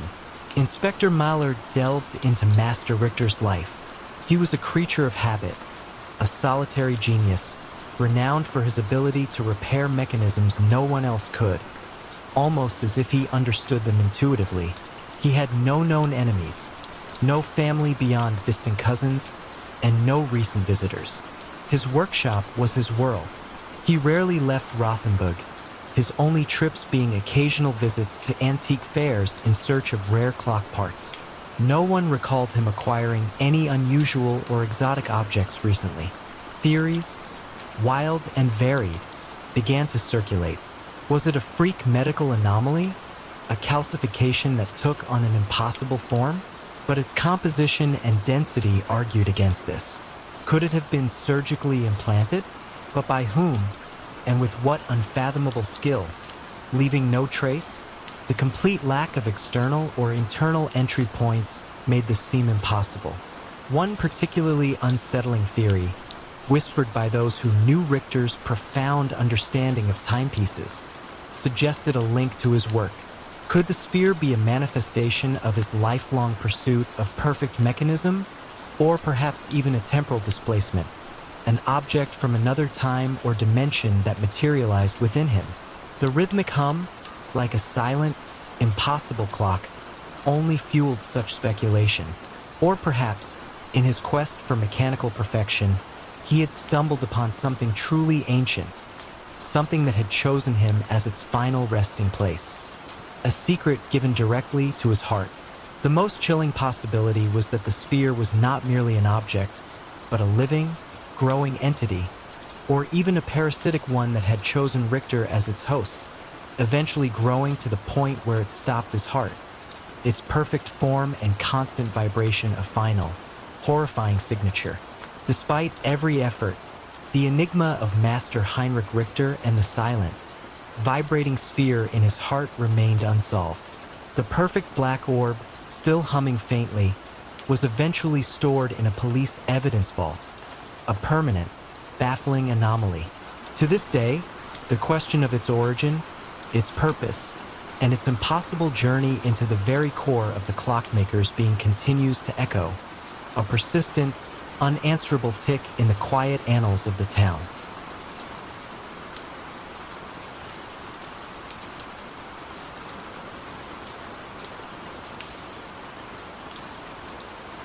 In the hallowed, dust-laden depths of the university's restricted archives, a section long sealed for its fragile, ancient manuscripts, a faint, acrid scent stirred the midnight air. When the security guard, alerted by an anomalous heat signature on his antique thermal imaging equipment, finally breached the reinforced door, he discovered Dr. Elias Vance, a reclusive historian of lost languages, slumped over a reading desk, his face serene in death. Yet, amidst the charred remains of surrounding texts and the telltale signs of a contained, self-extinguished fire, a single, unbound volume lay pristine in his grasp, its parchment pages glowing with a soft, otherworldly light, revealing an intricate, utterly alien script. What forbidden knowledge did this untouched codex hold? And what silent, luminous secret led to the scholar's enigmatic demise within the very heart of the burning archive? It was a frigid January night in 2005 at the venerable University of Heidelberg. The Alte Bibliothek, a sprawling edifice of ancient stone and whispered secrets, was usually a silent, sleeping giant after hours. But tonight, a faint, almost metallic smell of smoke permeated the air in the seldom used West Wing. Gunther Koch, the night watchman, had spent decades patrolling these labyrinthine corridors, and he knew every creak, every echo. This smell was new, unsettling. His thermal sensor, usually reserved for checking heating pipes, registered an unusual hot spot in the famously sealed Ethel Archive, a section locked away for years due to water damage and the extreme fragility of its unique collection. Accessing the Ethel Archive was a logistical nightmare, requiring multiple keys and an authorization protocol that hadn't been fully reviewed in decades. It took Gunther nearly an hour and a call to the head librarian to finally open the heavy oak door. The scene inside defied logic. A small, self-contained fire had clearly occurred.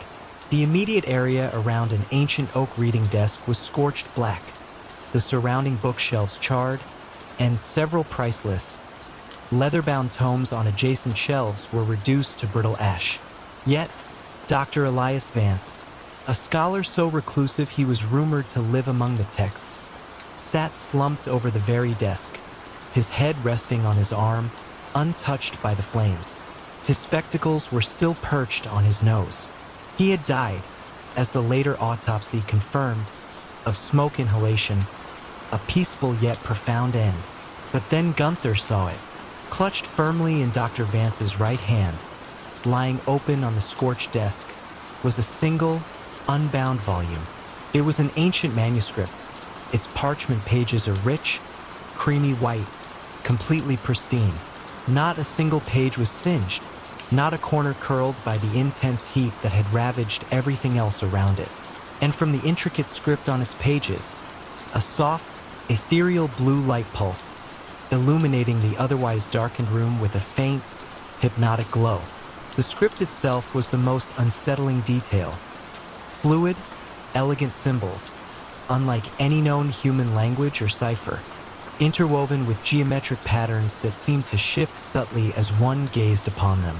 Inspector Klaus Schmidt, a man with a pragmatic mind and a healthy skepticism for the sensational, took charge. The fire marshals were immediately baffled. The blaze had no discernible origin, no faulty wiring, no dropped cigarette, no accelerants. And most remarkably, it had extinguished itself, without intervention, precisely at the boundaries of the desk, leaving Vance and his codex untouched while incinerating everything else in its immediate vicinity. It's like the fire had a mind of its own, one bewildered marshal admitted, and a very specific target. The luminescent codex became the central enigma. Rare book experts were summoned, their reverent whispers echoing in the quiet archive. They confirmed the parchment was ancient, dating back centuries, but the glowing script was inexplicable. It wasn't ink, pigment, or any known medium. The light seemed to emanate from the material of the page itself. Cryptographers and linguists, called in from across Europe, studied the alien symbols. They were coherent, patterned, undeniably a form of writing, but they bore no resemblance to any known human language, living or dead. It was an unwritten tongue, a language from another place, Another time, or perhaps another reality. Dr. Vance's life offered few clues. He was a scholar of exceptional intellect, known for his obsessive pursuit of anomalous texts, manuscripts rumored to contain knowledge outside conventional historical records. Colleagues mentioned his lifelong fascination with the legendary whispering tomes, books that were said to transmit information directly into the mind of the reader. He had been granted special, highly restricted access to the Ethel archive just weeks before his death, specifically to catalog an unexamined collection of medieval texts. Had he found one of these tomes? Theories abounded. Was the fire a symbolic act, self-ignited by Vance as he encountered a profound, perhaps forbidden, truth within the glowing text? Had the codex itself been the cause, its knowledge too potent, manifesting as a contained energy discharge that simultaneously brought about his death and protected itself? Some whispered of a transdimensional event, a brief tear in reality that brought forth the book and its strange energies.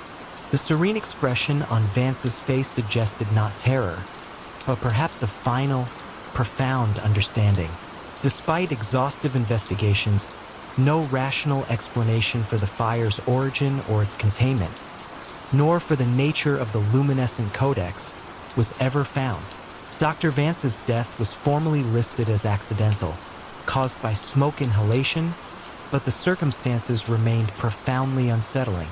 The glowing codex, its strange script still pulsating with a faint, inner light, was eventually placed in a climate-controlled vault, its pages unreadable, its origins unknown, a silent testament to a scholar who literally died for knowledge, taking its secret with him into the silent glow of an unwritten tongue.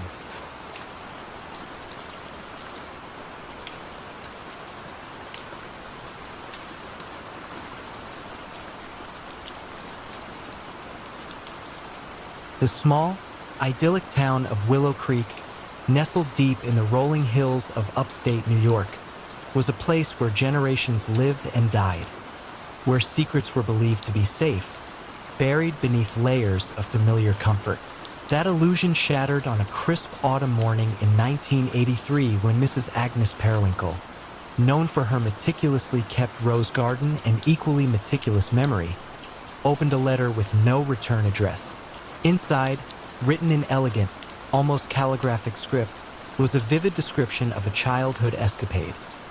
A mischievous incident involving Agnes, a stolen pie from the annual bake sale, and a hidden confession to her best friend, a secret never breathed to another soul in over 60 years. Who could possibly know such a deeply buried, intimately personal truth, and what unsettling purpose lay behind such a revelation? Mrs. Periwinkle, her hands trembling, initially suspected a cruel prank, but the details were too precise, too impossible for anyone but her and her now-deceased friend to know. The specific flavor of the pie, the scratch on the kitchen counter where she'd almost dropped it, the exact words of her whispered confession under the old oak tree, these were not public knowledge. She cautiously mentioned it to her neighbor, Mr. Henderson, the retired postmaster. He, too, admitted to receiving a similar letter days earlier, detailing a minor infraction from his youth, a momentary lapse in honesty at the local general store, which he had long since forgotten. A cold unease began to settle over Willow Creek. As days turned into weeks, more letters arrived. They were always sent via standard mail, always had no return address, and always contained a precise, often obscure, personal memory. A teenage romance secretly conducted in the old abandoned mill. A petty rivalry in a long-forgotten poker game. A small act of kindness performed in secret. The letters were not malicious. They didn't threaten or extort. Instead, they served as silent, unnerving mirrors, reflecting back facets of lives long since lived and forgotten, or intentionally buried. The handwriting remained consistent, elegant, and almost detached. Chief of Police Thomas Redding, a man who prided himself on knowing every family and every secret in Willow Creek, found himself utterly bewildered. His office became a quiet confessional as bewildered residents brought in their enigmatic letters. He gathered them, spreading them across his desk like a bizarre mosaic of collective memory. The paper was standard, common stationery. The envelopes were readily available. The stamps were current. There were no fingerprints, no telltale smudges. It was as if the letters simply materialized. You might wonder about the sheer scale of the operation. This wasn't one or two people targeted. It was a significant portion of the town's adult population. The anonymous archivist, as the sender was morbidly dubbed, seemed to possess an encyclopedic knowledge of Willow Creek's inhabitants, past and present. How could one person possibly know so much about so many, dating back decades? Had someone been keeping meticulous records? If so, why? The theories, whispered in hushed tones over coffee in the general store, ranged from the mundane to the chilling. Was it a remarkably well-informed elderly shut-in, a lifelong observer of human nature? But how could they have access to every secret, including those confined to a single individual's mind? Some wondered if it was a group, a clandestine society dedicated to chronicling the town's true, unwritten history. This seemed overly complex for such a quiet, uneventful town. Others, more prone to superstition, spoke of a ghost, a restless spirit whose purpose was to bring hidden truths to light. Chief Redding, however, was a man of facts, and the facts were absent.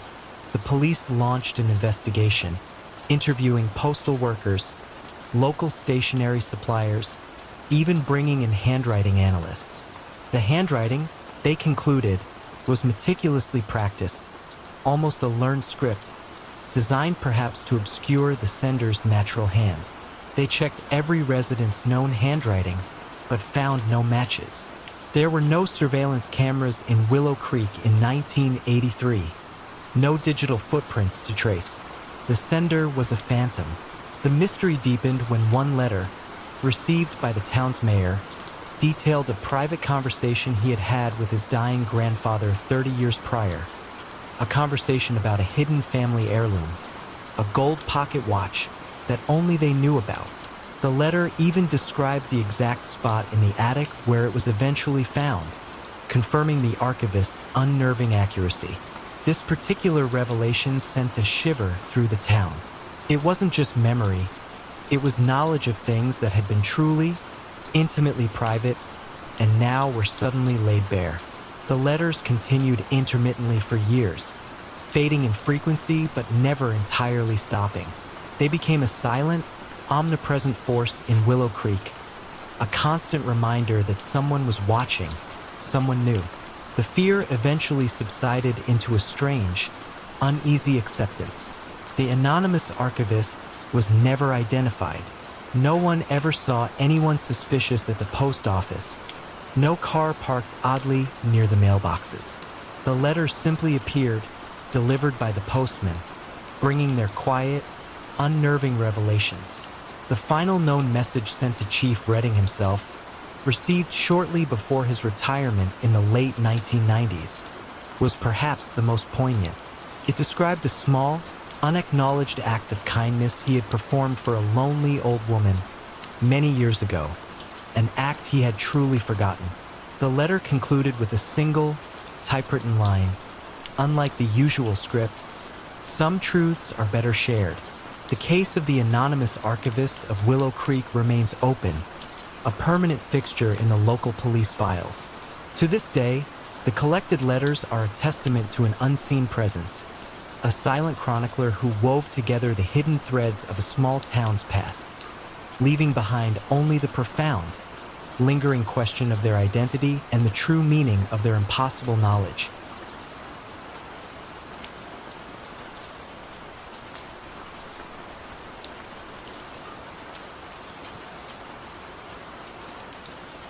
On a blustery November morning in 1958, a lone fisherman discovered a man's body washed ashore on a desolate stretch of the Scottish coast, seemingly untouched by the rough sea, impeccably dressed, and with not a single piece of identification.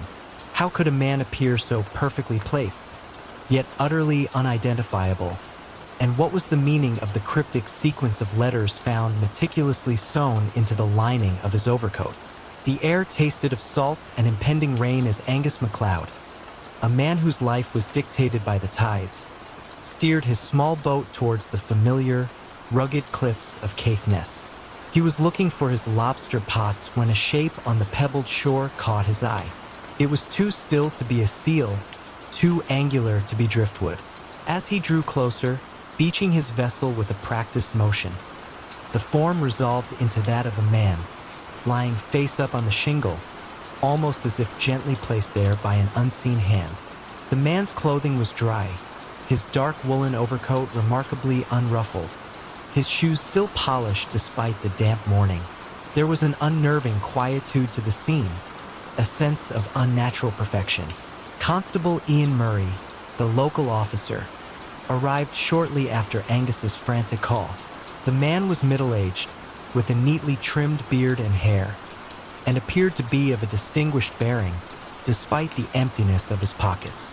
No wallet, no keys, no watch, no handkerchief, and nothing that could offer a clue to his identity. It was as if he had been stripped of his entire personal history before being left on that remote shore. The local doctor, a stern woman named Dr. Evelyn Thorne, conducted a preliminary examination. There were no signs of struggle, no obvious wounds, and, remarkably, no water in his lungs, indicating he had not drowned. He likely died elsewhere, or from a sudden, internal cause, before being left there. During the doctor's meticulous examination back at the small police station, a strange discovery was made. Dr. Thorne, carefully inspecting the expensive overcoat, felt a rigidity in the hem.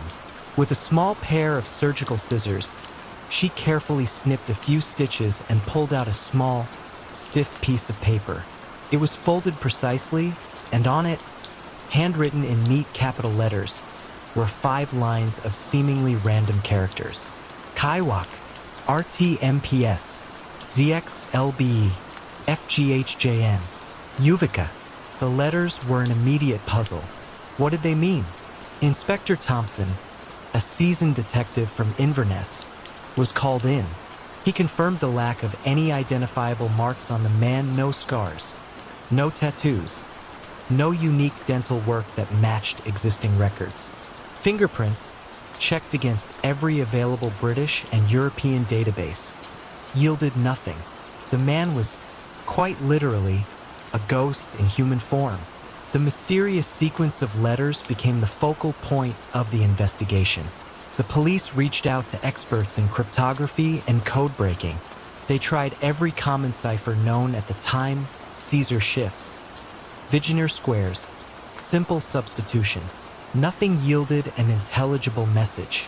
The expert, a weary academic from a university in Edinburgh, suggested it could be a fragment of a very complex, perhaps even military-grade, code, or a one-time pad cipher that would be impossible to crack without the corresponding key. Alternatively, it might not be a code at all, but a mnemonic, a set of initials, or even obscure geographical coordinates. The neatly cut-out label from the man's expensive overcoat and the generic nature of his other possessions only deepened the enigma. Public appeals were made. Photographs circulated across the United Kingdom and into continental Europe. Missing persons reports were meticulously cross-referenced, but no one, anywhere, claimed to know the coastal drifter, as the press began to call him. He simply did not exist in any official records. A faint flicker of a lead came from old Mr. Henderson, the lighthouse keeper on a nearby island. He was a man of routines and meticulous log-keeping. He recalled seeing a small, unmarked fishing vessel, unusual for its size and lack of identifying flags, drifting offshore in the early hours of that fateful November morning. He hadn't thought much of it at the time, merely jotting its presence in his log. But now, in retrospect, it stood out. Could it have been the vessel that brought the unknown man to the Scottish shore? Was he gently deposited, Or was his body cast off, only to be softly nudged to land by the gentle currents? Theories abounded, fueled by the Cold War tensions of the late 1950s. Was he a spy, perhaps on a clandestine mission, who had either been betrayed or suffered a sudden, fatal medical emergency? The hidden code, the lack of identity, and the method of his appearance certainly hinted at espionage. Or perhaps he was involved in organized crime, meticulously cleaned to prevent identification, although the cryptic message seemed too elaborate for a simple criminal disposal. Less plausible were ideas of accidental death or suicide, as these did not account for the extreme measures taken to obscure his identity and the presence of the hidden message. The 5 lines of letters, KYWOCRTMPSCXLBEFGHJNUVIQA, remained a perfect, unyielding square of 25 characters, hinting at a 5 by 5 grid or matrix cipher. Without the key or the context, what source these letters might be drawn from, the puzzle remained impenetrable. Could it be a passage from an obscure book, the first letters of words in a secret document, or even the coordinates to some hidden location? To this day, the true identity of the coastal drifter and the meaning of his unspoken code remain an unsolved mystery, a chilling tale whispered among the gray, windswept shores of Caithness. Deep within the silent, salt-laced depths of an abandoned mine shaft in the desolate reaches of the Utah desert, a sanctuary carved out for ultimate cosmic observation, Dr. Vivian Holloway, a brilliant yet profoundly reclusive astrophysicist whose life was a silent devotion to mapping the unseen symmetries of the universe, was found lifeless at her primary telescope console. She lay peaceful, slumped over the control panel, her vital signs indicating a sudden, silent demise. Yet, the vast, multi-panel display before her, tuned to the deepest reaches of the cosmic void, broadcast a single, perfectly rendered, constantly shifting image. A hyperconstellation of impossible galaxies and nebulae, its features subtly morphing, breathing with an internal light, defying every known astronomical chart and the very laws of celestial mechanics. What impossible cosmos had Dr. Holloway finally glimpsed? And what profound, living truth did this alien map reveal about her final, tranquil moments? It was a stark, almost lunar landscape above ground in November of 2018 when the university's emergency response team finally breached the blast-proof entrance to the Observatory Zero. Dr. Vivian Holloway had chosen this abandoned salt mine for its unparalleled shielding from light and radio interference, creating a subterranean haven for pure cosmic reception. Her bi-monthly data uplink, usually a torrent of complex astronomical data, had ceased abruptly 3 weeks prior. Professor Elias Vance, her former mentor and the only person with override codes, felt a cold dread as he guided the team down the winding access tunnel. The airlock door, usually hermetically sealed, was slightly ajar, a faint, unsettling hum emanating from within. Inside, the vast subterranean chamber was cool and silent, save for the low thrum of the supercomputers and the gentle whir of cooling fans. Dr. Holloway sat hunched over the control panel of her primary optical telescope, her head resting on her arms, a look of profound serenity on her face. Her high-resolution monitors, usually filled with statistical readouts and spectral analyses, glowed with an utterly different kind of light. She appeared to have simply drifted off, mid-observation. The emergency medical technician, accustomed to the raw chaos of accidents, noted the utter stillness of the scene. Dr. Holloway had passed away peacefully, her heart suffering a sudden, massive failure, instantaneous and without struggle. But then, the display, the central bank of monitors, dominating the cavernous space, showed not stars, nor galaxies, nor cosmic dust clouds as typically observed. Instead, it rendered a single, impossibly complex image, a vast, swirling tapestry of light. It was a constellation, but one composed of luminous structures that defied all known astronomical cataloging. Galaxies pulsed with an internal, non-stellar light, nebulae shifted their forms like living entities, and clusters of stars rearranged themselves into symmetrical patterns that were both alien and breathtakingly beautiful. The entire image subtly breathed, expanding and contracting, its colors shifting through spectra unknown to human eyes. It was a living map, constantly redrawing itself, revealing structures that were simultaneously too vast to comprehend and too intricate to be accidental.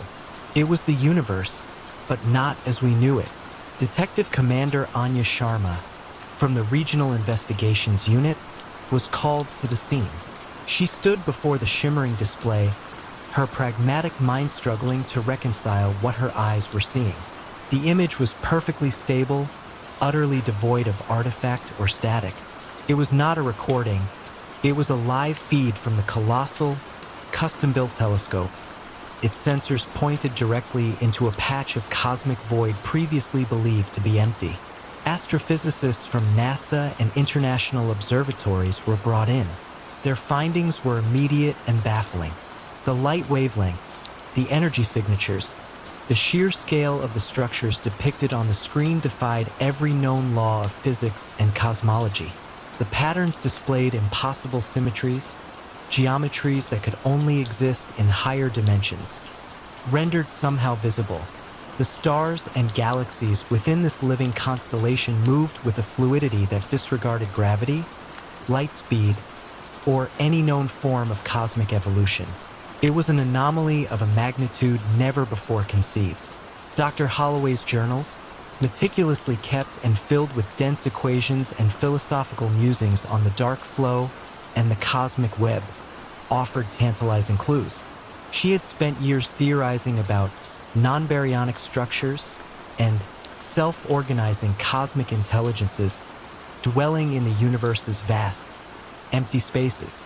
Her most recent entries grew increasingly abstract, speaking of a whisper from the deep void, a pattern in the background radiation that was too perfect, and finally, a breakthrough in her proprietary filters that allowed her to peel back the veil. Her last entry, scrawled with an almost frenzied excitement, simply read, "It is not empty. It lives, and it is speaking." Theories multiplied, each more profound than the last. Had Dr. Holloway, in her relentless pursuit, stumbled upon a true cosmic entity, a living universe or an intelligence so vast it communicated through the very fabric of space-time, and her telescope had become its receiver? Could the sheer influx of such profound, unearthly information have overwhelmed her mind, leading to her peaceful demise? The serene look on her face suggested not terror, but perhaps a final, ultimate understanding, the culmination of a lifelong quest to hear the universe's true voice. Or, more unsettlingly, could the living constellation be a map to something, a guide to a reality beyond our own, a final invitation extended to the human mind capable of perceiving it? Despite exhaustive investigation, the origin and nature of the living constellation remained an enduring enigma. The patch of sky it depicted remained, to all other telescopes, a perfectly unremarkable void.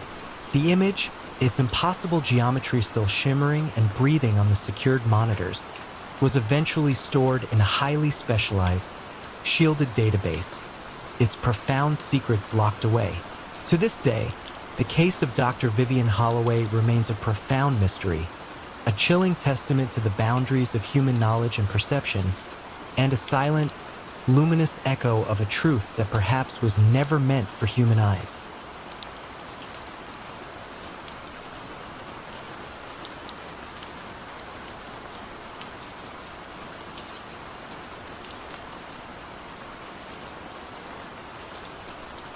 The scent of stale coffee and old paper hung heavy in the air of Monsieur Pierre Dubois's fifth-floor apartment in the heart of Paris. The door, bolted from the inside, yielded only to the insistent key of the building concierge, who had grown worried after 3 days of absolute silence. Inside, amidst towering stacks of forgotten academic journals, sat Monsieur Du Bois, slumped in his armchair, a look of profound peace etched onto his face, as if he had merely drifted off. Yet, clutched impossibly in his right hand, a vibrant, impossibly blue and gold feather, unmistakably from a large macaw, glowed with an alien brilliance against his pale, still skin. How could such an exotic plume find its way into a meticulously sealed, high-rise Parisian apartment, and what silent story did it tell of the reclusive academic's final, serene moments? It was a gray morning in March of 1954, the kind of Parisian day that felt perpetually on the verge of rain. Madame Du Bois, the building's concierge, a woman of formidable presence and an even more formidable sense of duty, had tried knocking on Monsieur Pierre Du Bois's door for 2 days. The retired professor of ancient history was a creature of habit. His morning papers arrived precisely at 7, his evening stroll precisely at 6. When both routines were broken and calls went unanswered, Madame Du Bois felt the cold tendrils of dread curl in her stomach. With the help of a locksmith, a process that took an unusually long time due to the sturdy, old-fashioned bolt, they finally gained entry. The apartment itself was a testament to a life lived among ideas rather than people. Bookshelves groaned under their weight, spilling over into precarious towers on the floor. Dust motes danced in the slivers of light that penetrated the drawn curtains. And there, in his favorite worn armchair, sat the professor. He appeared to have passed peacefully, perhaps in his sleep. His spectacles rested on the bridge of his nose, and an open, leather-bound volume lay face down on his lap.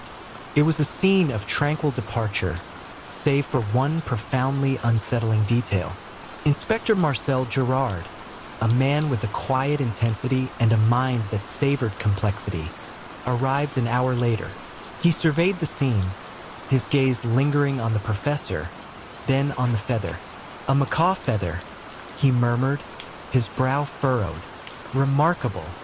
He had seen his share of strange scenes, but this was unique. The apartment was on the 5th floor. All windows were tightly latched from the inside, their heavy wooden frames showing no signs of forced entry. The chimney flue was sealed. There was no apparent means by which a large, tropical bird could have entered the confined space, let alone deposited a single, perfect feather directly into the professor's hand. The initial medical examination confirmed what the scene implied. Professor Du Bois had died of natural causes, a sudden cardiac event, likely in the early hours of the morning. There was no struggle, no foul play, yet the feather persisted as a glaring anomaly. How did it get there? Was it placed there by someone? But how would that someone have entered and then exited the securely locked apartment? And why leave such an obvious, exotic clue? Gerard began his meticulous investigation. He interviewed the few people who knew Du Bois. He was a creature of routine, a scholar, a man who rarely left his apartment except for his daily walk and trips to the library. He had no pets, certainly not a macaw. His neighbors knew him as polite but distant. No visitors were ever noted coming or going. The concierge, Madame Du Bois, swore the apartment had been undisturbed for days, its lock intact until they forced it open. The feather itself was a mystery.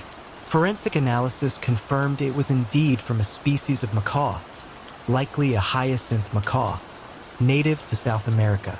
Such birds were incredibly rare in Paris in the 1950s, owned only by the wealthiest collectors or specialized zoos. Records from local zoos and private collections were checked. No macaws were missing feathers, nor had any escaped.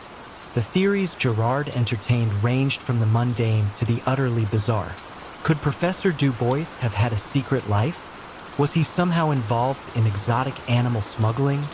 Or perhaps connected to someone who was? But his finances were modest, his life almost monastic. Could the feather have been planted by an intruder?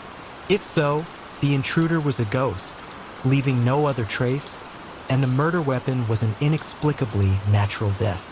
The motive remained elusive.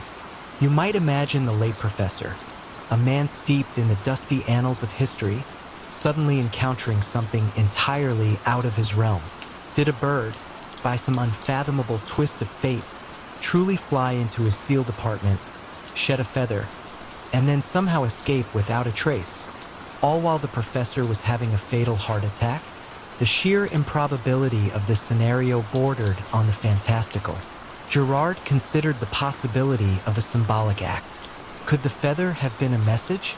A final, cryptic communication from a hidden individual, or even a memento of a distant, undisclosed adventure Du Bois had experienced long ago? The undisturbed nature of the room, however, argued against any active intervention in his last moments. Years passed, and the case of Professor Du Bois and the macaw feather became a persistent, quiet anomaly in the Parisian police archives. The professor's life, as meticulously ordered as his book collection, offered no answers. The feather, vibrant and inexplicable, remained the sole, baffling clue. It became known as the Feather of Rue de Martyrs, a testament to an impossible event in a locked room.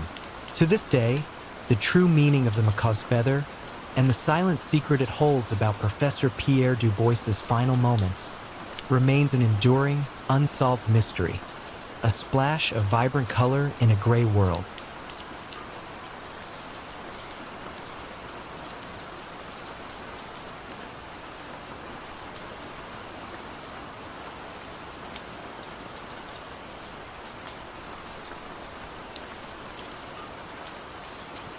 In the quiet, book-lined study of Arthur Finch, a meticulous architect renowned for his intricate designs, a single, antique music box played a haunting, unfamiliar tune.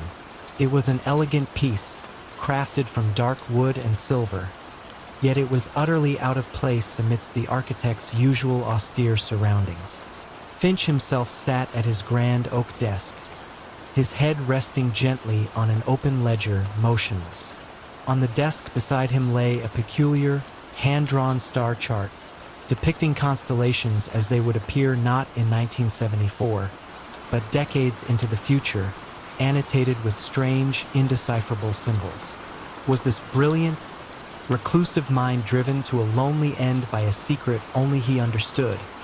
Or did his unique obsession lead him to an encounter that cost him his life and left behind an unsolvable riddle?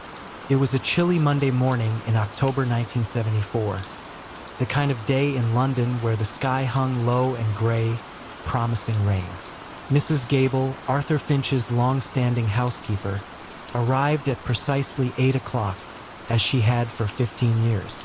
The imposing, terraced house in Kensington, itself a testament to Finch's precise, almost obsessive architectural vision, felt unusually still.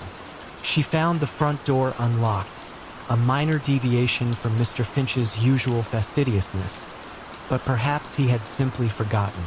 As she moved through the hushed halls, the faint, repetitive melody of a music box drifted from the study, a sound she had never heard in the house before. Her heart gave a small, nervous flutter as she entered the study.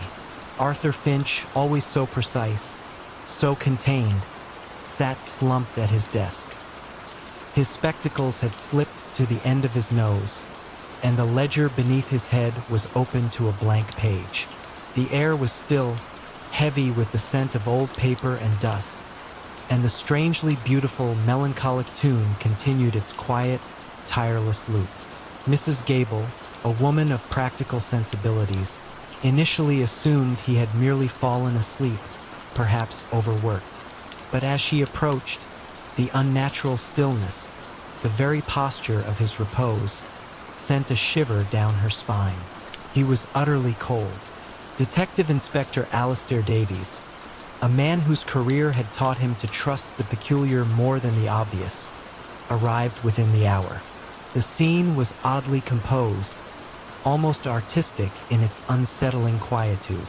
There were no signs of forced entry, no struggle, no overturned furniture. The room was undisturbed, immaculate save for the silent architect and the bizarre music box, which Davies noted, continued to play its ethereal, looping melody, a strange counterpoint to the grim discovery.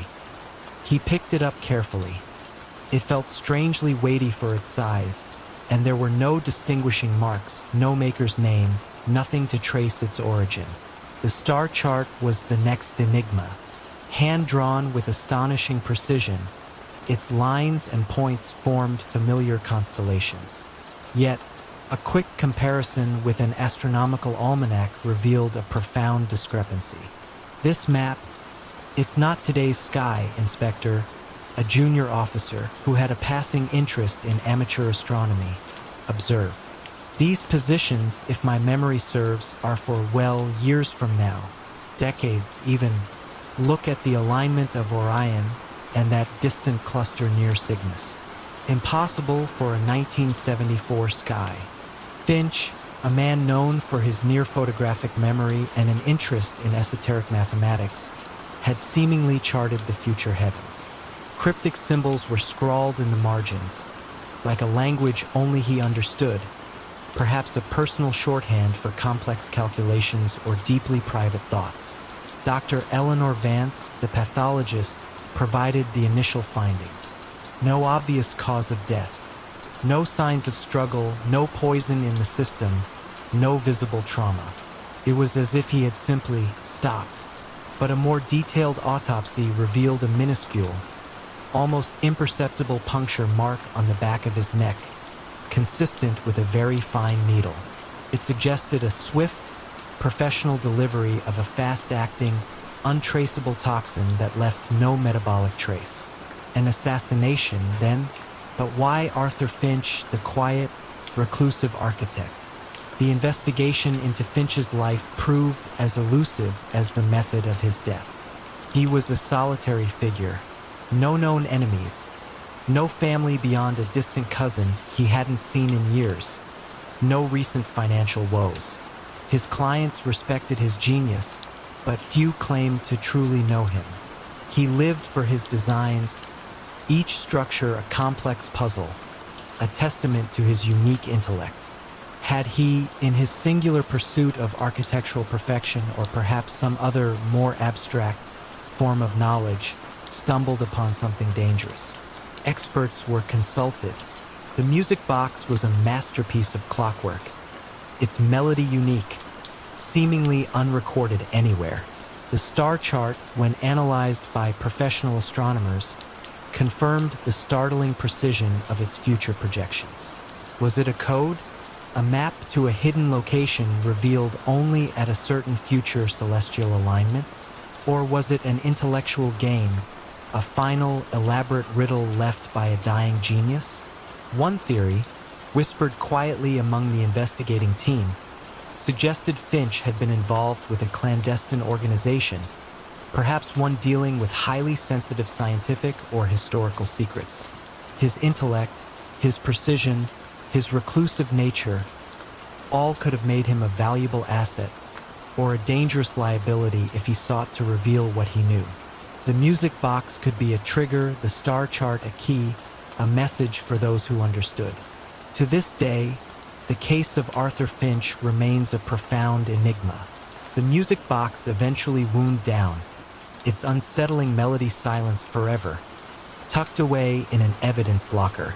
The future star chart now resides in a police archive, its intricate lines a silent testament to a brilliant mind and an impossible death. The architect of whispers took his secrets with him, leaving behind only the ghost of a tune and a map to a sky that has yet to arrive. In the summer of 1958, a young couple, David and Sarah Miller, inherited a modest, unassuming house in a quiet suburban town just north of Syracuse, New York. The house belonged to Sarah's great-aunt Agnes, a reclusive woman who had lived there alone for over 50 years, her life a tapestry woven with routine and solitude.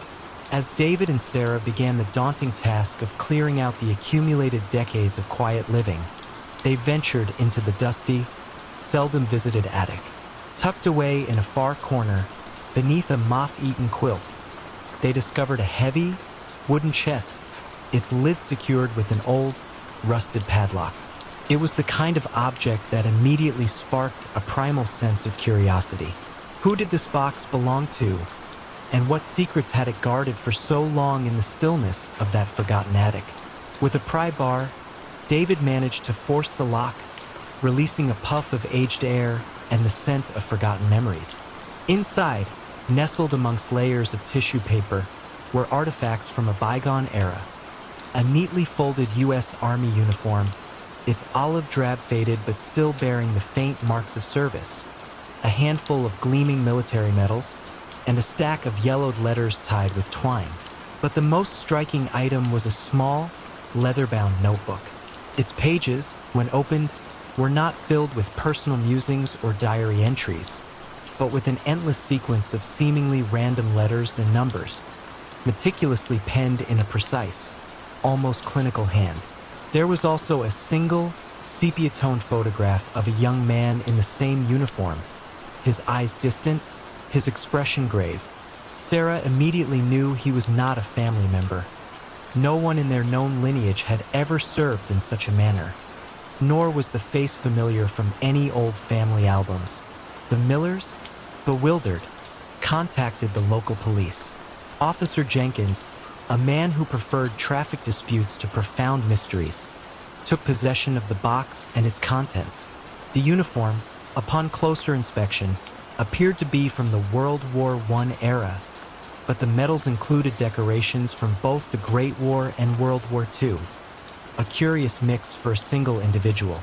The photograph offered no name, no unit designation, just the silent gaze of an unknown soldier. A statewide search of missing persons reports and military records from both wars yielded nothing that matched the man's description or the unusual combination of medals. He was a phantom in the annals of official records. The true enigma, however, lay within the leather notebook. The sequence of characters was long, spanning dozens of pages. It wasn't a simple substitution cipher, nor did it align with any known military codes of the time. Cryptography experts from a nearby university were brought in, their initial enthusiasm quickly turning to professional frustration. The code defied their every attempt at decryption. It contained no patterns they could discern, no logical breaks that suggested a key. It was as if the message was designed to be unbreakable, or perhaps it wasn't a code in the traditional sense at all. Could it be a personal mnemonic device? A coded diary only legible to its author? Or something far more complex? A fragment of a larger, still hidden communication? The investigation turned to the history of the house itself. Great Aunt Agnes had moved in with her parents in the early 1900s and had never left. Her parents, long deceased, were simple folk, farmers and laborers. There was no record of anyone else ever living in the house besides immediate family. No lodgers, no distant relatives visiting for extended periods. This meant the box had to have been placed there either by Agnes or by her parents, yet neither had ever shown any indication of having been involved in military service or knowing anyone who had. One of the medals, however, provided a fleeting, tantalizing lead.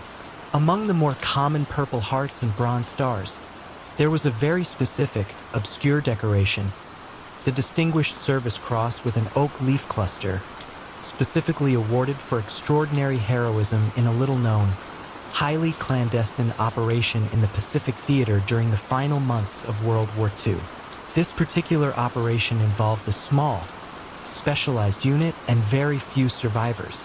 While the medal itself was rare, it was not impossible to trace.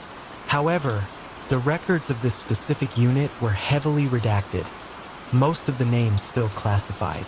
The more the investigators pressed, the deeper the wall of silence surrounding this particular military action.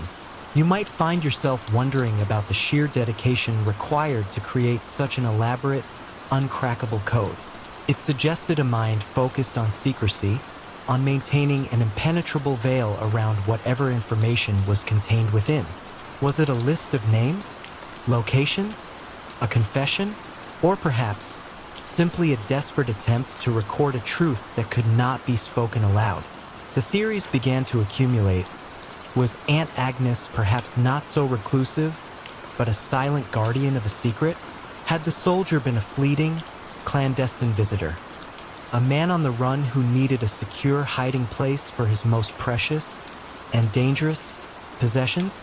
Or was the box a poignant memento, entrusted to an old friend by a man who never returned from the war, and somehow, through decades of oversight, ended up in the wrong attic?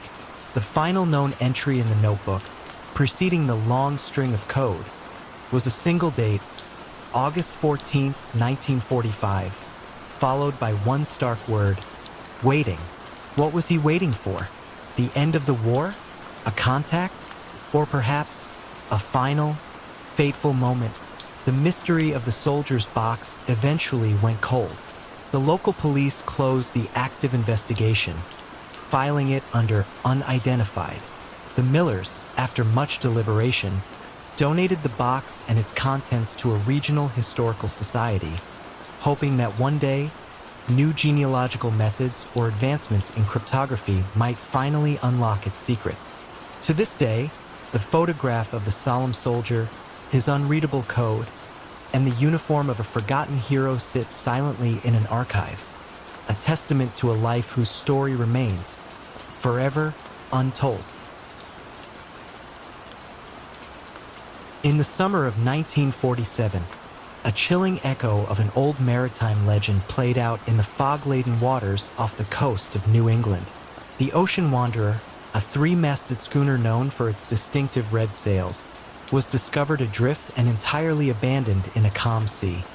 Her sails fully set, her cargo undisturbed, and a half-eaten meal still warm on the galley table. Yet, there was no sign of Captain Edward Vance, his two-man crew, or his beloved dog, Barnaby. The ship was in perfect order, as if its occupants had simply stepped off for a moment and never returned. What could compel an entire crew to abandon a perfectly seaworthy vessel without a trace, leaving behind such an unsettling tableau? The discovery was made by the fishing trawler Sea Sprite, whose crew spotted the Ocean Wanderer floating listlessly, an ethereal silhouette in the morning mist. Their initial attempts to hail the schooner were met with silence. As they cautiously pulled alongside and boarded, a profound sense of unease descended upon them. The Ocean Wanderer was immaculate. The ship's wheel was lashed securely, indicating a stable course had been set. The logbook, open on the navigation table, was up to date, its last entry detailing a routine passage from Boston to Halifax, noting fair weather and smooth sailing.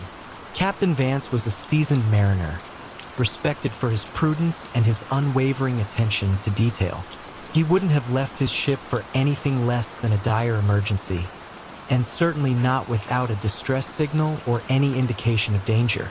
Yet, the Ocean Wanderer bore no signs of struggle, no structural damage, no evidence of a fire or a sudden storm. The ship's lifeboat was still secured in its davits. It was as if the crew had simply vanished into thin air, leaving behind a perfectly preserved snapshot of their final, mundane moments. Consider the unsettling domesticity of the scene. 3 plates, half-eaten, with remnants of scrambled eggs and bacon. A coffee pot, still warm to the touch. A deck of cards laid out for a game of solitaire, unfinished. Captain Vance's pipe rested in an ashtray, ashes still warm. Even Barnaby's bowl, half filled with kibble, sat beside the galley door. These were not the signs of a frantic, panicked abandonment. These were the traces of a sudden, inexplicable cessation of ordinary life. The U.S. Coast Guard launched an immediate and extensive search, but the vast, cold waters of the Atlantic yielded no bodies, no debris, no personal effects. The Ocean Wanderer became an instant maritime enigma, earning the somber moniker the Mary Celeste's Sister, referencing the famous ghost ship of 1872. Investigators meticulously examined every detail of the ship. They found that the ship's chronometer had stopped at exactly 8:17 a.m. This offered a precise timestamp for the moment something profound had occurred, but not what had occurred. There was also an unusual scratch mark, deep and jagged, on the inside of the cabin door, as if something had tried to force its way out or in with considerable force.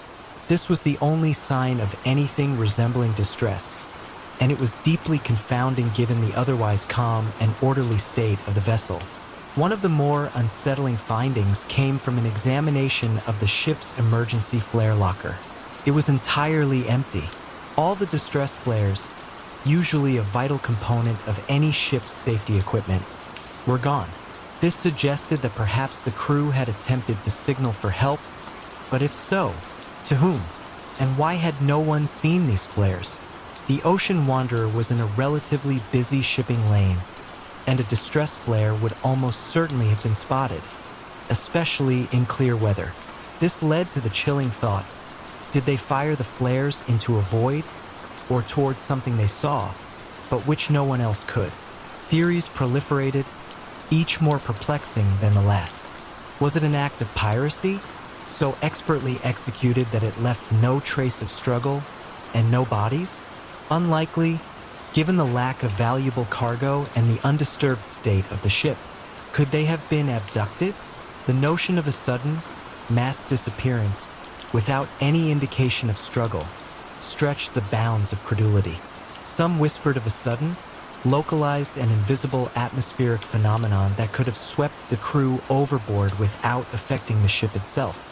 But even this seemed too convenient, too improbable. A more grounded, yet equally unsettling, theory centered on a unique form of silent panic. What if something sudden, utterly terrifying, but visually and audibly imperceptible to outsiders, had caused the crew to instinctively abandon ship in unison, perhaps believing a catastrophic internal event was imminent that would sink the vessel instantly? The scratch marks on the cabin door could be a frantic attempt to escape from some unseen terror within the ship. But what horror could cause such a coordinated, silent flight, leaving no trace of their destination? The final known moments of Captain Vance and his crew were those of quiet routine. A shared breakfast, a game of cards, a peaceful morning at sea. Then, at precisely 8:17 a.m., something changed. The Ocean Wanderer continued to drift, a silent testament to a question that hung over the waves for decades. The Coast Guard officially closed the case as missing crew, no explanation. The Ocean Wanderer herself was eventually salvaged and returned to port, a haunting reminder of the unknown forces that sometimes claim those who venture into the deep. To this day, the ship is viewed with a mixture of reverence and trepidation by those who believe the ocean holds secrets far more profound than any man can fathom.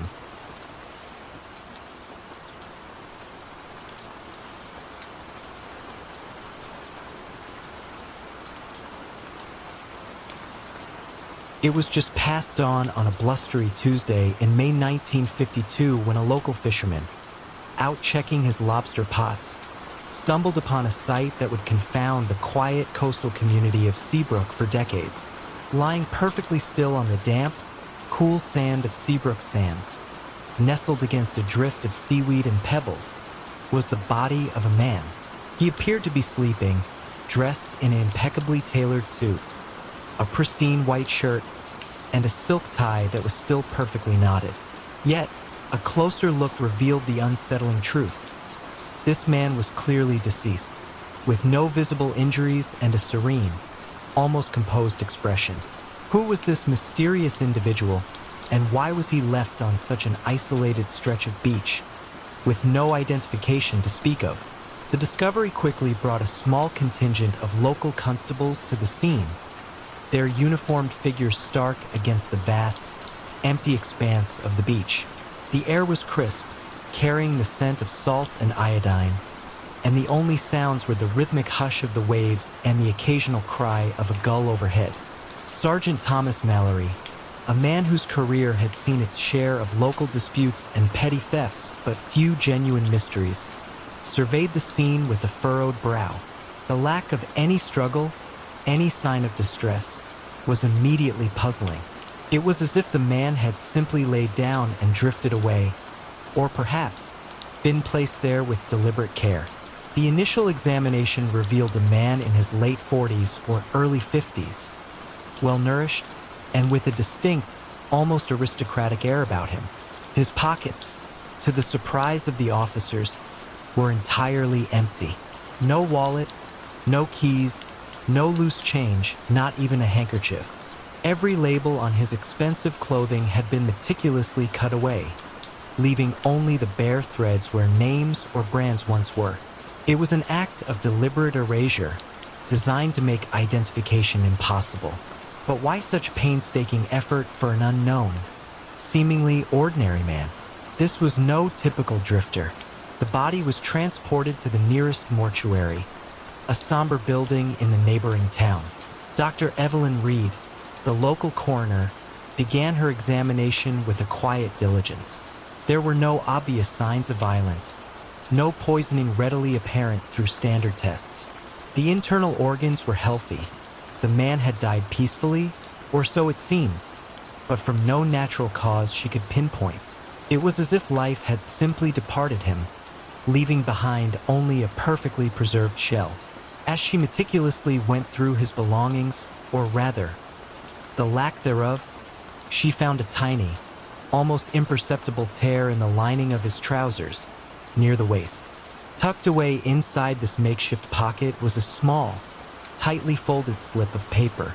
It was no larger than a postage stamp, and on it, written in elegant, almost calligraphic script, were just 3 words in French: Finis est la danse.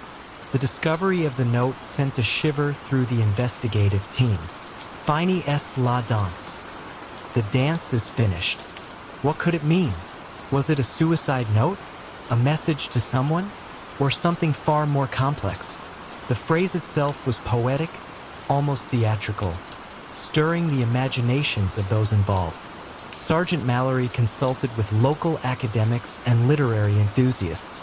Eventually, a retired literature professor from the nearby university recognized the phrase. It was a line from a rather obscure 19th century French play, a tragic drama involving espionage and betrayal, culminating in a character's quiet, resigned demise. The search immediately turned to local libraries and bookstores, hoping to find a copy of this particular play, or perhaps even a more common anthology that might contain the line. Days turned into weeks, and the anonymous man lay unclaimed. His face, reconstructed by a police artist, appeared in newspapers across the country, but no one recognized him. He was a ghost in the records, a phantom man who had seemingly materialized on the beach from thin air. Then, almost a month after the discovery, a librarian in a town 50 miles away contacted the police. She recalled a copy of the specific play, a rare first edition, having gone missing from a special collection. It had been checked out by a man whose description vaguely matched the one circulated, but he had used a library card with a generic, common name and an address that later turned out to be fictional. When the police visited the address, they found an empty, long-abandoned cottage.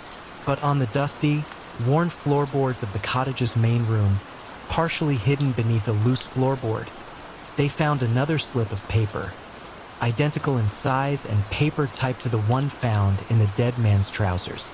This one contained a sequence of what appeared to be random letters and numbers. K8R2M9L1P5S7Q6T3. This new clue only deepened the enigma. Was it a code? A cipher? The police brought in cryptography experts, but the short sequence offered little purchase for standard methods. It seemed too brief, too fragmented. Was it part of a larger message? The possibility of espionage became a very real theory, especially in the tense post-war political climate. Had this man been a spy, compromised and silenced? Was Finis est la danse a prearranged signal, a final, chilling sign-off? The last known moments of the man remained elusive. No one reported seeing him arrive in Seabrook or anyone matching his description. There were no cars found abandoned nearby, no train tickets purchased. It was as if he had simply walked onto the beach from nowhere, Some theories suggested he might have arrived by boat, perhaps dropped off by a larger vessel under the cover of darkness. Others whispered of a clandestine meeting gone terribly wrong, with an unknown assailant carefully posing the body to mislead investigators. Decades passed. The file on the man of Seabrook Sands remained open, a perennial question mark in the annals of local crime. The police department kept the cryptic notes and the photograph of the man, forever hopeful that new technology or a new piece of information might surface. The mystery of his identity, the true meaning of Fini est la danse, and the purpose of the strange code lingered like the salty mist over the very sands where he was found. To this day, the quiet man of Seabrook Sands sleeps in an unmarked grave, his story unfinished, his true identity and the truth behind his final dance forever lost to the whispering waves.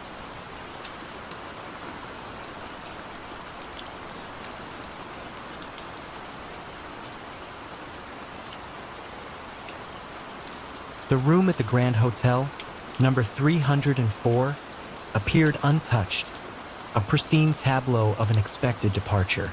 The bed was made with crisp, hospital corners, the evening newspaper folded neatly on the bedside table, and a small, leather valise sat beside the wardrobe. Yet, the man who had occupied it for 3 days was gone. Not a trace of him exiting the building on any of the hotel's logs or through its vigilant, if somewhat aging, staff. What became of the quiet guest who vanished from his locked room, leaving behind only the ghost of his presence and an unsettling silence? It was a Tuesday morning in October of 1957, in a quiet, rain-kissed city nestled in the heart of Belgium. The air carried the scent of damp cobblestones and the faint aroma of freshly baked bread from a nearby pâtisserie. Marie Dubois, the hotel's most meticulous chambermaid, paused outside room 304, her knuckles hovering near the polished oak. Mr. Henri Dubois, as he had signed the register, was due to check out that morning. There had been no answer to her earlier knock, a soft, polite tap that usually prompted a rustle within. Today, only stillness. She unlocked the door with her master key, the mechanism clicking with a familiar, mechanical sigh, and stepped inside. The scene that greeted her was one of profound ordinariness, which, in its very perfection, became extraordinary. The curtains were drawn back just so, allowing a gentle autumn light to filter in. The ashtray on the writing desk was clean, the single, unsmoked cigarette still resting in its groove. A worn but neatly pressed suit jacket hung on a hanger within the open wardrobe, and a pair of polished, black shoes stood beneath it. The small valise, as noted, was there. Nothing seemed amiss, nothing stolen, nothing disturbed. No note, no hurried mess, no sign of anything untoward. It was as if Mr. Dubois had simply ceased to be, dissolving into the very air of the room, leaving his mundane possessions as a silent, perplexing monument. Marie, a woman accustomed to the subtle disarray left by travelers, felt a prickle of unease. This was too neat, too quiet. She called down to the front desk. Monsieur Dubois from 304. He seems to have left without checking out. The receptionist, a stout woman named Madame Leclerc, checked her ledger, but he hasn't returned his key, Marie, and no one saw him go. Within the hour, the local police were involved. Inspector Laurent, a man with tired eyes and a mind like a steel trap, surveyed the room. Every detail was noted, every surface examined. The windows, thick panes of glass, were latched securely from the inside, their old-fashioned mechanisms undisturbed. The door, when Marie had found it, was locked from the inside. There was no secret passage, no hidden compartment, no chimney wide enough for a person. The room was a box, seemingly sealed, and its contents bore no witness to an impossible exit. Did anyone see him after he returned last night? Laurent asked Madame Leclerc, his voice calm, almost meditative. Madame Leclerc recounted Mr. Dubois's arrival 3 days prior. He had paid cash, a common enough practice then. He was a man of average height, unremarkable features, a gray man, as she described him, the kind you would instantly forget once he turned away. He had spoken little, requested no services, taken his meals outside the hotel. No one had noticed him leave his room after dinner on Monday night. No one had noticed him at all. In fact, since he had taken the stairs to the third floor, the police broadened their inquiry, interviewing every guest and staff member. Not a single person recalled seeing Mr. Dubois exit the hotel that Tuesday morning, nor had anyone seen him since Monday evening. The name Henri Dubois turned out to be a dead end. No such person existed in the National Registry with the description provided, nor was there any record of him entering the country via official channels. The few items in his valise, a spare shirt, a shaving kit, a well-worn copy of a French novel, offered no clues. No wallet, no identifying papers, no travel tickets. The suit in the wardrobe had no tailor's label. The shoes were mass-produced. Even the unsmoked cigarette in the ashtray was a common brand. Weeks turned into months, the initial flurry of investigation gradually subsiding into a quiet, baffling persistence. The case of the vanishing man of room 304 became a whisper among the local police, a file pushed to the back of a cabinet, yet never truly closed.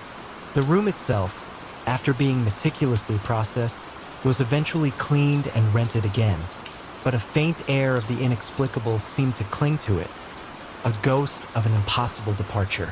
You might wonder, could he have simply walked out unnoticed?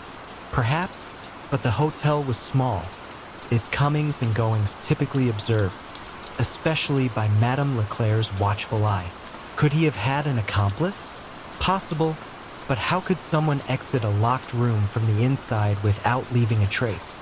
The more one considered the possibilities, the more confounding the puzzle became.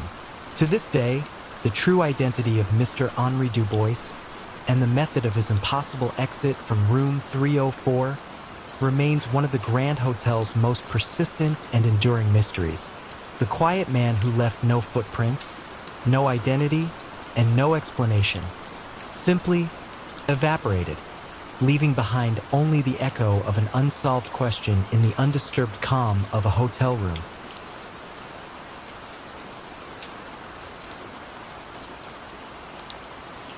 In the vast, sun-baked expanse of the Arizona desert, far from the nearest paved road, the silence of a forgotten canyon was broken only by the incessant whine of wind through red rock. Here, at a privately funded archaeological dig, Dr. Theron Cade, a reclusive and visionary archaeologist whose life was a relentless pursuit of lost human technology, was found lifeless in his command tent. He lay peaceful, slumped over a meticulously drawn site map, his vital signs indicating a sudden, silent demise. Yet, clutched in his hand was not a brush or a trowel, but a perfectly smooth, jet-black metal sphere, impossibly cold to the touch, that, when exposed to light, projected shimmering, silent blueprints of impossible engines and vast, intricate cities built on non-Euclidean geometry. What forgotten past had Dr. Cade finally unearthed? And what silent, chilling truth did this otherworldly artifact reveal about his final, tranquil moments? It was a blistering afternoon in August of 2022 when the supply helicopter, long overdue for its weekly drop-off, finally touched down in Cade's remote dig site. Dr. Theron Cade was a man of singular focus, his days consumed by the dust and shadows of ancient civilizations, convinced that humanity had forgotten more technological wonders than it had ever discovered. When his automated weather station failed to transmit data for 2 days, and his emergency beacon remained silent, his concerned university patrons dispatched the helicopter. The entrance to his command tent, usually zipped tightly against the elements, was partially unfastened, flapping faintly in a desert breeze. Inside, the air was surprisingly cool, thanks to Cade's portable air conditioning unit, and heavy with the scent of dry earth and old paper. Dr. Cade sat at his collapsible field desk, his head resting on a stack of geological charts, a faint smile playing on his lips. His body was still, his eyes closed in what appeared to be a deep, untroubled sleep. The pilot, a grizzled ex-military man, checked for a pulse, finding none. Dr. Cade had passed away peacefully, his heart simply stopping, as the later medical examination confirmed. A sudden cardiac arrest, instantaneous and without struggle. But then, the projection, clutched loosely in Dr. Cade's right hand, resting on the meticulously drawn site map, was a small, perfectly smooth metal sphere. It was no larger than a golf ball, yet it possessed an astonishing, almost unnatural weight, as if forged from compressed starlight. Its surface was a pure, unblemished black, absorbing all ambient light. And as the pilot, a man of few words and much practical experience, carefully lifted it from Cade's hand, he felt an immediate, profound cold radiating from its surface, a chill that seemed to penetrate to the bone, defying the sweltering desert heat. As he turned it slightly, a faint ray of sunlight from the tent flap caught its surface, and a holographic image shimmered into existence above it, silent and breathtaking. It was a blueprint, but unlike any he had ever seen. Lines of light depicted impossible, intricate gears turning within other gears, vast, spiraling conduits, and structures that seemed to fold inward on themselves, defying the constraints of three-dimensional space. The projections shifted, morphing from the inner workings of a colossal engine to the soaring spires of a city built on inverted logic, then to elegant, flowing schematics of something that resembled a portal. It was a silent ballet of impossible architecture and technology, utterly alien, yet rendered with breathtaking precision. Detective Elena Ramirez, a pragmatic investigator from the county sheriff's office, was called to the scene. She watched the holographic display with a mixture of awe and disbelief. The sphere, when analyzed, baffled every expert. Material scientists found it to be a pure, unalloyed metallic compound, yet its density was off the charts, far exceeding anything known to physics. Its perfect spherical form was impossible to achieve through conventional manufacturing. There were no seams, no visible power source, no internal components detectable by X-ray. The chilling cold it emitted was equally inexplicable. And the projections, they weren't merely light, but coherent, moving images that seemed to manifest directly from the sphere itself, without a projector. Dr. Cade's journals, filled with dense geological surveys, astronomical alignments, and speculative theories on ancient supercivilizations, offered a tantalizing backdrop to the mystery.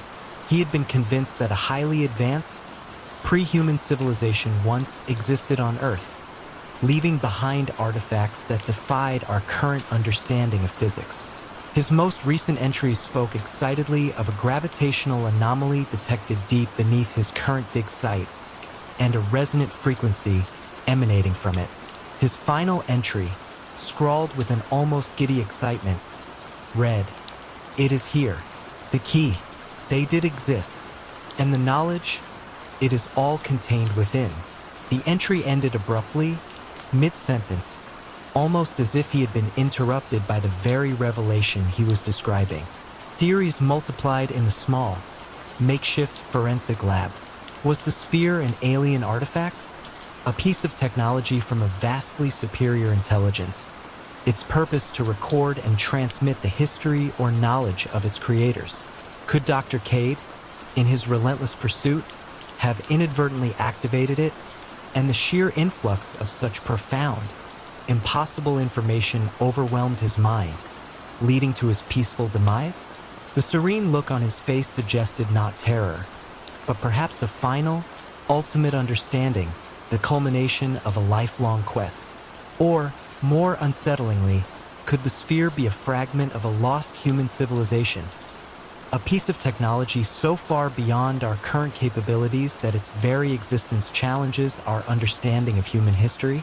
Despite extensive investigation, the origin and nature of the chilling sphere remained an enduring enigma. No other similar artifacts were found at the dig site. The sphere, its impossible blueprint still shimmering in the air when exposed to light, was eventually secured in a highly specialized, insulated vault, its profound secrets locked away. To this day, the case of Dr. Theron Cade remains a profound mystery, a chilling testament to the boundaries of human knowledge and history, and a silent, luminous echo of a truth that perhaps was never meant to be discovered.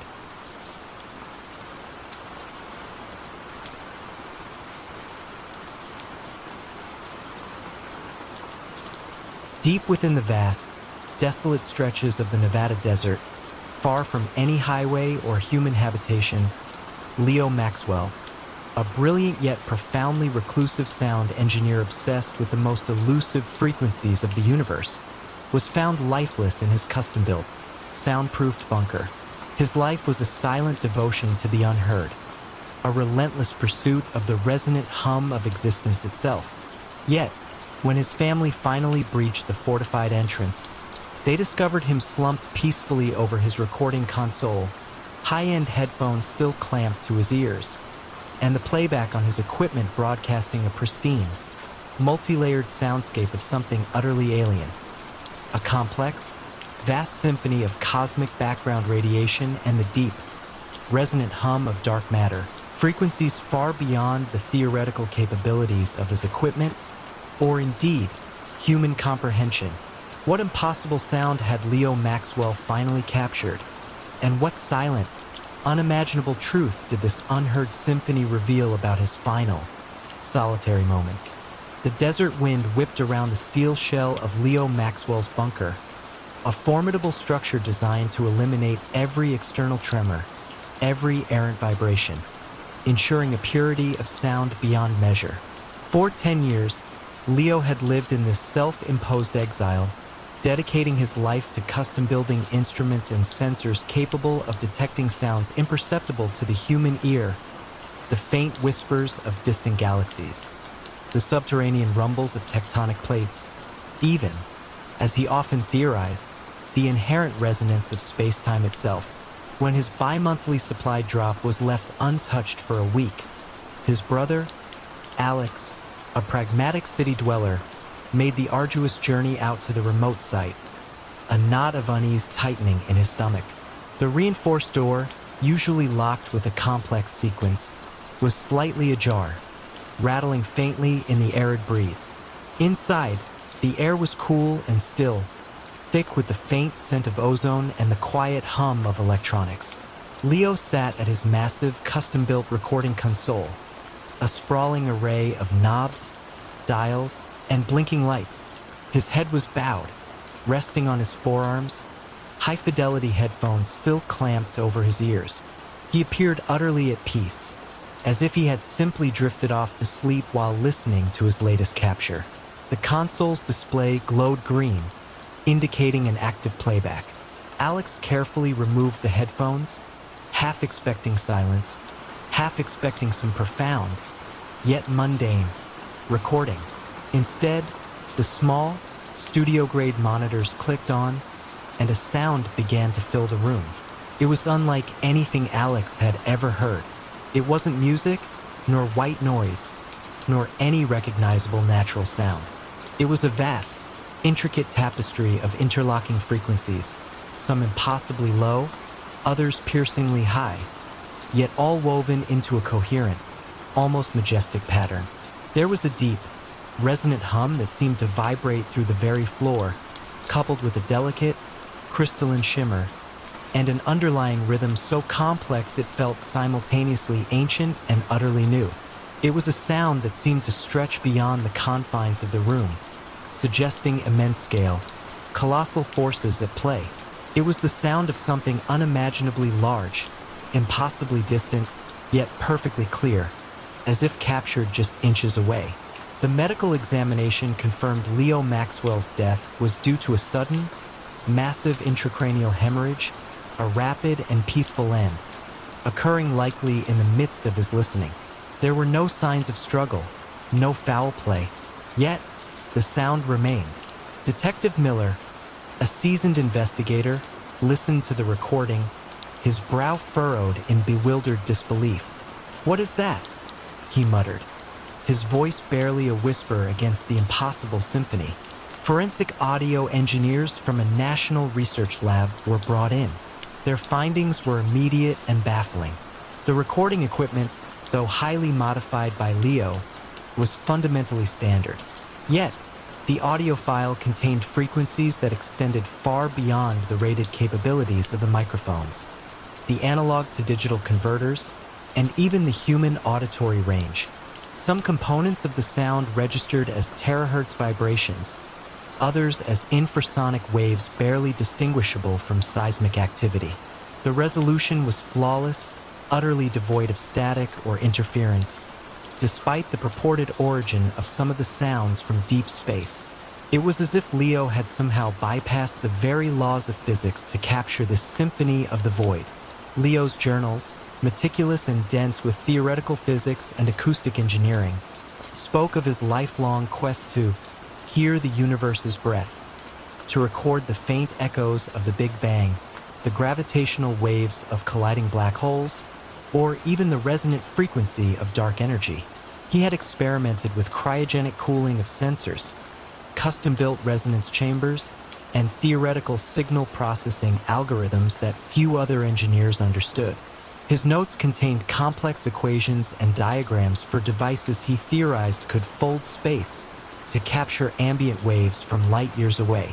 But nowhere was there a definitive statement of success, only tireless pursuit. Theories, both scientific and speculative, began to emerge around Detective Miller's desk.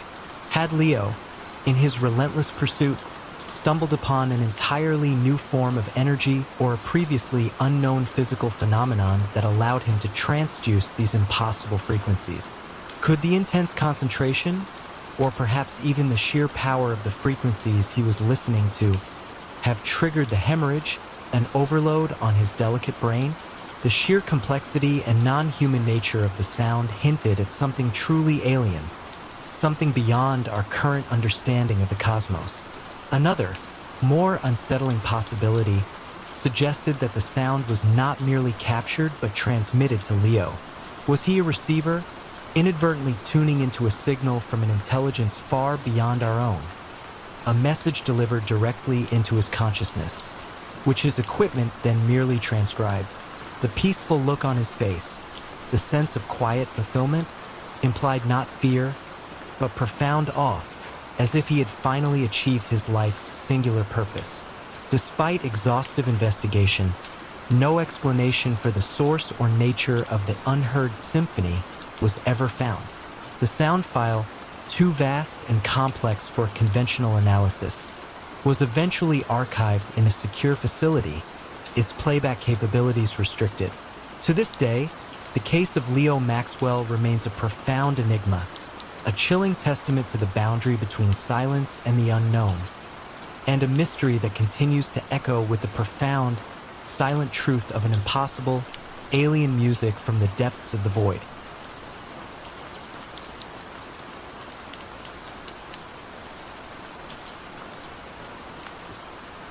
On a biting March morning in 1998, high on the sheer, unforgiving granite face of the Isle of Skye's legendary store cliffs, a local shepherd, tending his flock, made a discovery that defied both logic and the very laws of gravity.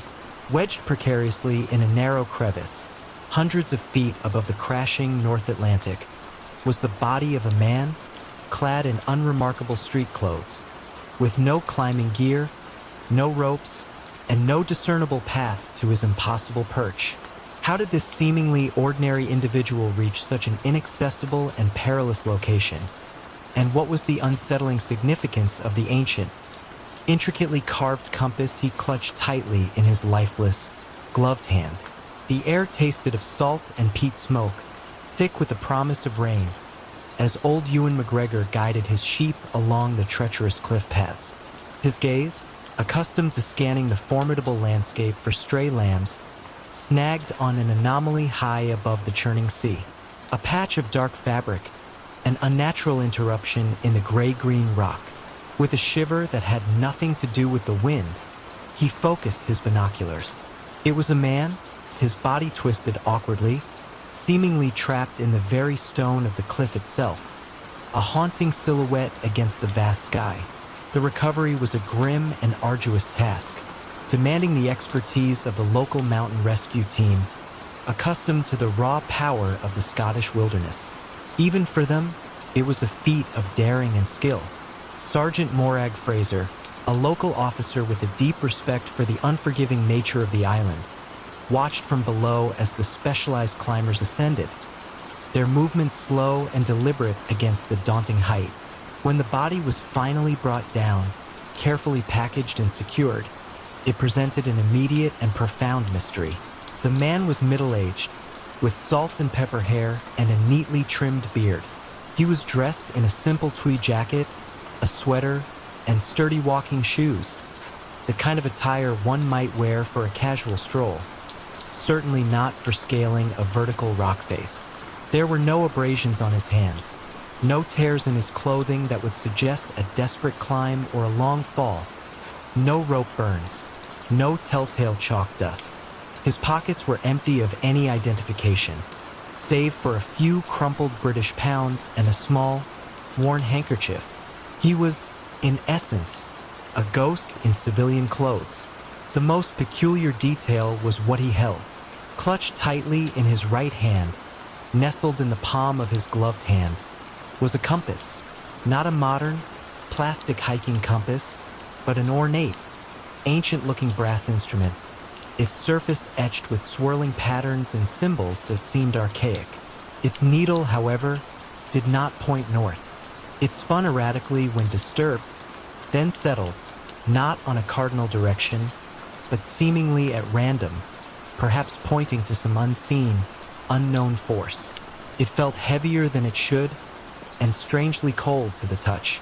Dr. Alistair McLean, the regional pathologist, confirmed the cause of death as a combination of blunt force trauma and hypothermia, consistent with falling from a great height and subsequent exposure to the elements. However, McLean could offer no explanation for how the man had reached his impossible resting place. No indication of a climb, he reported to Sergeant Fraser, his voice tinged with perplexity. No signs he was thrown, either. It's as if he simply appeared there. The police investigation was a frustrating exercise in chasing shadows. No one on the island recognized the man. Local hotels and hostels had no record of anyone matching his description. Missing persons databases across the UK and Europe yielded no matches. His fingerprints, run through every available system, came back blank. He was a man with no past, no name, and no connection to anyone. The compass was sent to experts. Antique dealers confirmed its age, likely 18th or early 19th century, but could not identify its specific origin or purpose. Its internal mechanism, though seemingly functional, consistently failed to align with magnetic north. Some theorized it was a highly specialized nautical instrument, or perhaps even a symbolic or ceremonial object rather than a practical one. The etched symbols on its casing resembled a form of ancient Celtic knotwork, but also hinted at astrological or alchemical diagrams, adding another layer of baffling complexity. Local folklore, often a repository of the island's strange truths, offered chilling whispers. The Store Cliffs were known for their unpredictable winds and the occasional, unexplained disappearances of sheep or, more rarely, hikers who strayed from marked paths. Was there a hidden cave system? A forgotten passage that led upwards through the rock? Perhaps accessible only at certain tides or in specific weather conditions. Even if so, how would an ordinary man, without equipment, navigate such a perilous, secret route? One particularly unsettling theory suggested a more ethereal explanation. The compass, with its erratic needle and archaic symbols, sparked quiet discussion among some investigators about a possible connection to esoteric practices or even something beyond the conventional. Could the man have been attempting some form of ritual, a search for a hidden truth or a pathway known only to a select few. The idea seemed far-fetched, yet it was no less plausible than the physical impossibility of his ascent. The most grounded theory posited that he had been transported to the site by an unseen hand. Perhaps he was pushed from a small plane or helicopter, but again, no reports of unusual aircraft, no debris.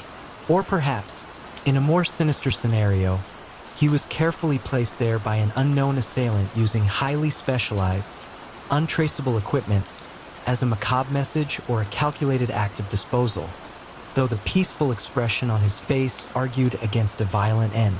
To this day, the cliffside man of Storr remains an enduring mystery, a chilling tableau frozen in the unforgiving landscape. The ancient compass, its needle still refusing to point true north, sits in an evidence box, a silent, inscrutable witness to an impossible ascent and a life that began and ended in anonymity, high above the crashing waves.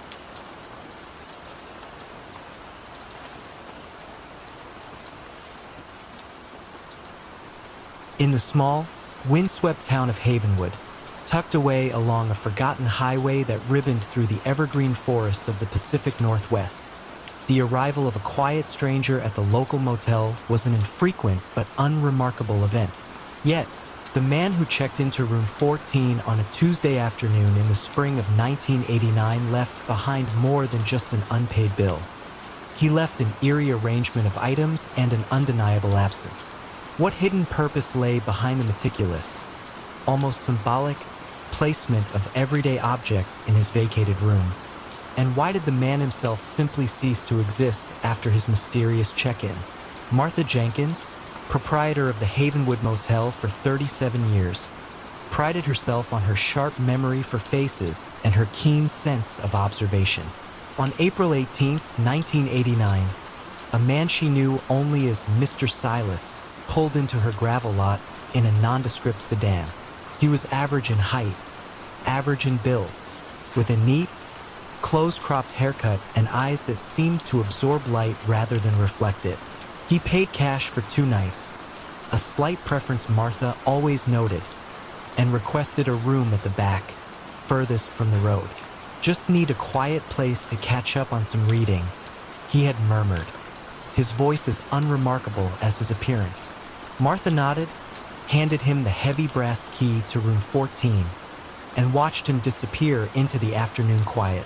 For the next 2 days, Mr. Silas was a phantom guest. No breakfast ordered from the diner across the street, no requests for fresh towels, no sound emanating from his room. Martha, accustomed to the comings and goings of weary travelers, found his absolute stillness unusual. Most guests left early, returned late, or at least provided the occasional thrum of a television or a whispered phone call. Mr. Silas was simply there, a registered presence, yet utterly unseen.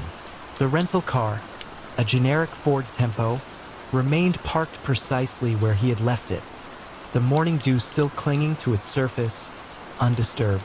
When Thursday morning dawned, crisp and bright, and the key to room 14 remained stubbornly absent from the front desk, Martha's unease deepened. She waited an extra hour past the checkout time of 11. Then, sighing, took her master key and walked the familiar path to the back of the motel. The door was locked from the inside. She knocked softly. No answer. She tried her key, the lock clicking open with a soft metallic sound, and pushed the door inward. The sight that greeted her made her breath catch in her throat. The room was empty of human presence, yet it felt profoundly occupied. The bed was stripped bare of its sheets, the blankets folded with an almost military precision at its foot, revealing the clean, white mattress. On the small, circular table beside the bed, a single, antique-looking compass, its brass casing polished to a gleam, sat pointing precisely north. In the center of the pristine carpet, a single, highly polished hiking boot stood upright, its laces neatly tied, perfectly alone. And on the windowsill, a clear drinking glass, filled to the brim with water, sat beside a small, smooth river stone. It was a tableau of unsettling order, a silent ritual. Martha, a woman who had seen her share of strange guests, immediately called Sheriff Brody. Brody, a man whose easygoing demeanor belied a sharp investigative mind, arrived quickly. He surveyed the scene, his brow furrowed. No luggage, Martha?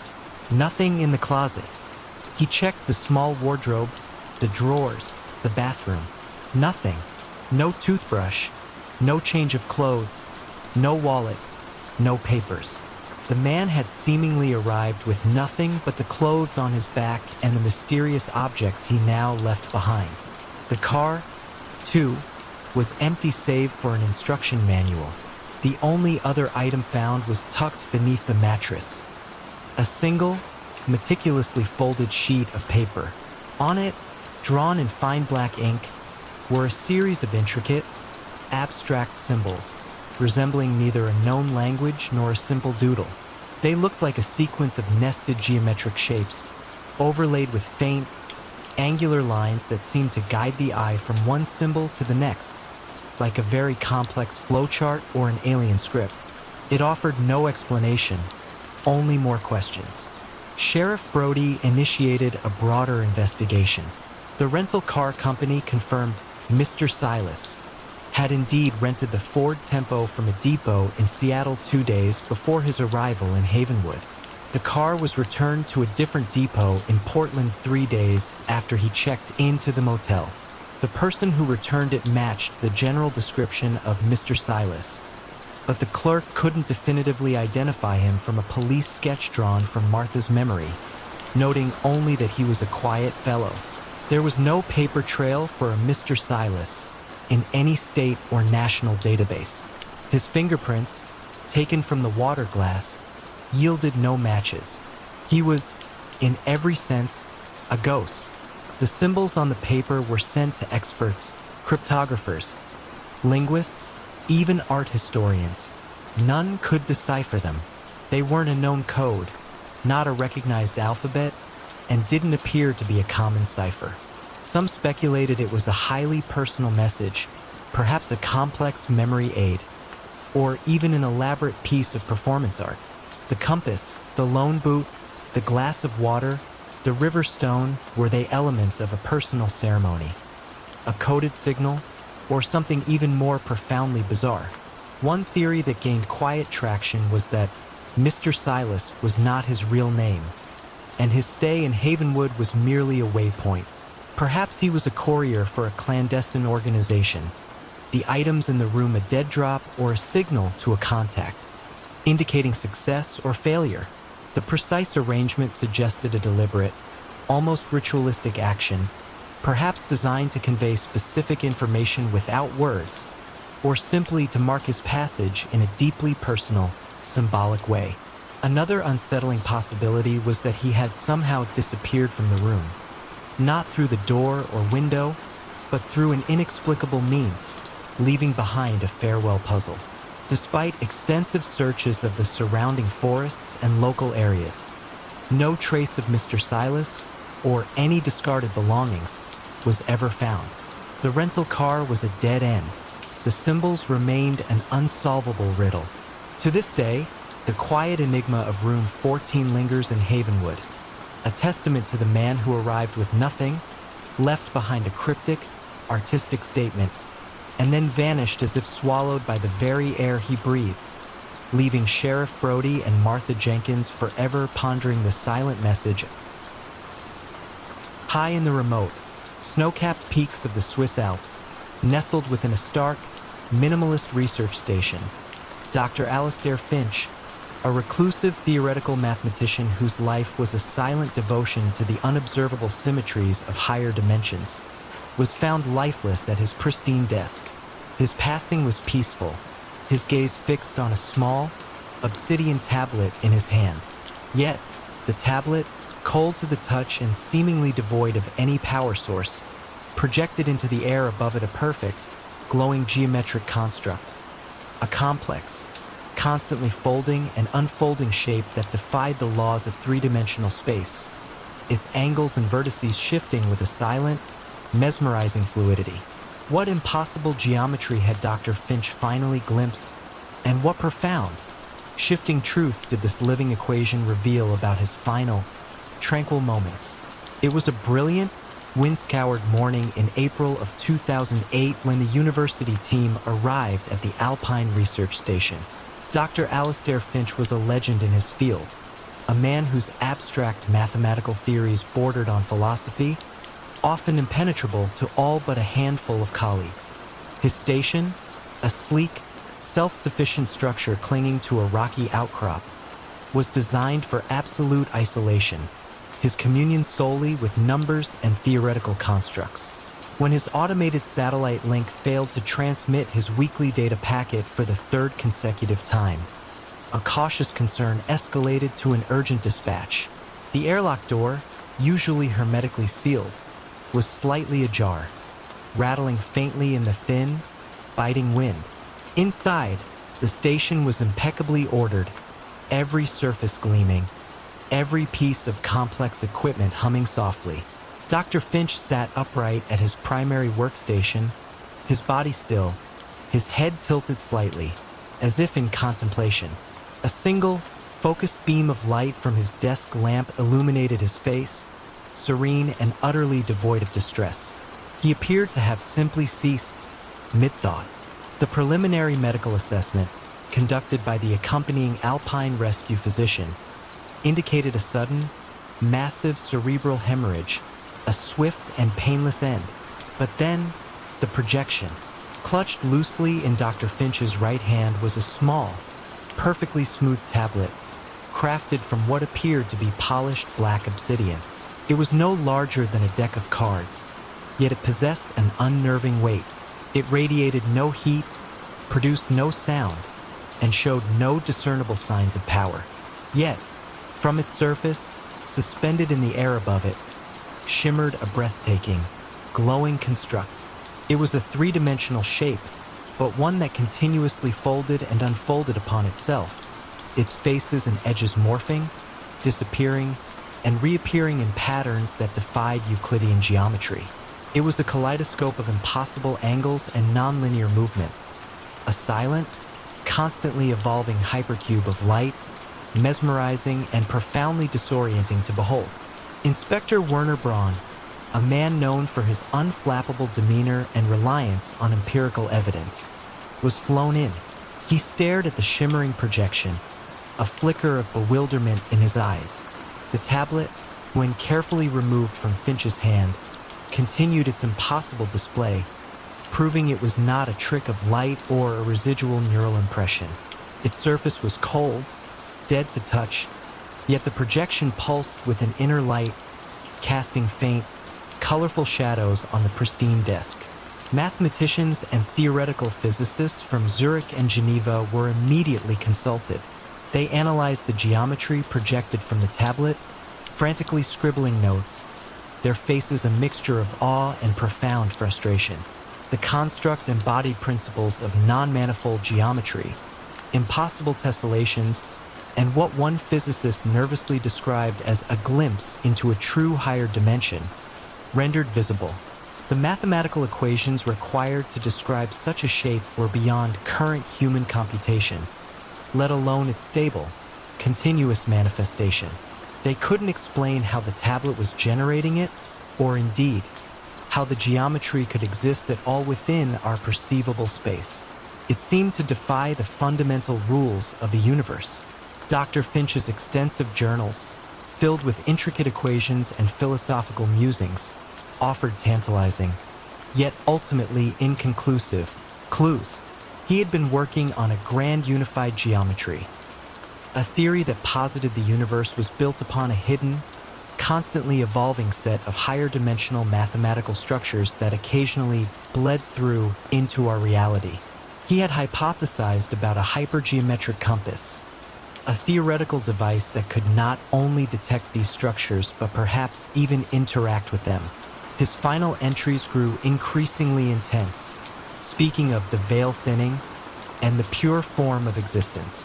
His last sentence, written in a steady hand, simply read, "It is here. I see it." Theories abounded. Had Dr. Finch, through his radical mathematical insights, inadvertently tapped into a dimension beyond our own, and the tablet was a byproduct, a receiver, or perhaps even a projector of this alien geometry? His peaceful death could be interpreted as a final, overwhelming moment of transcendent understanding, his mind simply unable to contain the sheer influx of such profound, unearthly knowledge. Or, more unsettlingly, could the tablet be an artifact of an unknown, possibly alien, intelligence, its purpose to convey this impossible geometry? And Finch had simply been the first human mind capable of fully receiving and interpreting its message, albeit at the cost of his life. Despite exhaustive investigation, the origin and nature of the obsidian tablet and its impossible projection remained an enduring enigma. No power source was ever found within it, no components that could explain its function. The projected geometry continued its silent, mesmerizing dance, an eternal testament to a reality beyond human grasp. The tablet, its impossible shape still shimmering in the air, was eventually secured in a highly specialized, shielded vault, its secrets locked away. To this day, the case of Dr. Alastair Finch remains a profound mystery, a chilling testament to the boundaries of human knowledge, and a silent, luminous echo of a truth that perhaps was never meant to be seen.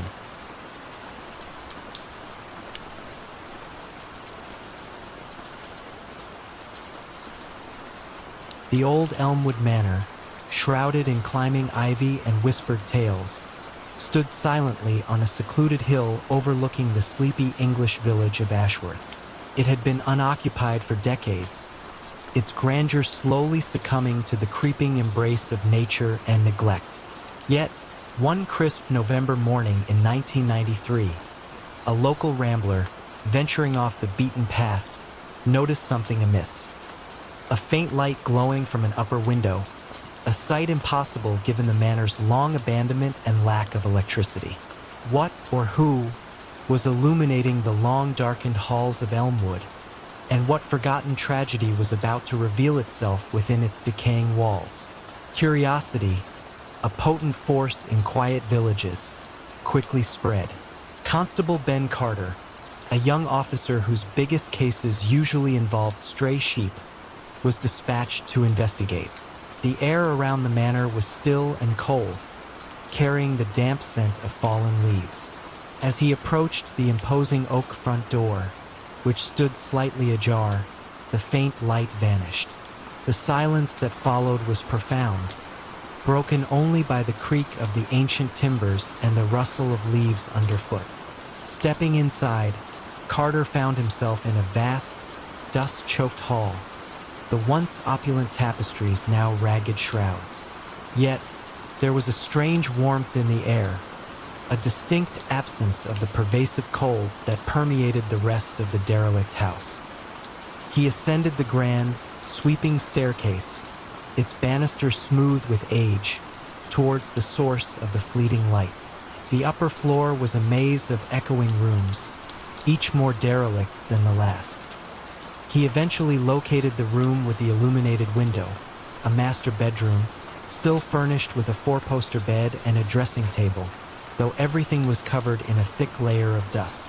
In the center of the room, on a small, untouched writing desk, sat a single peculiar object, a lit oil lamp, its wick still burning brightly, casting a small, warm circle of light.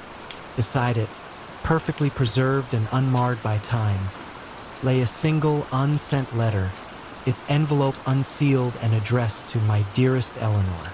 The anomaly of the lit lamp in a house abandoned for half a century immediately raised a host of questions.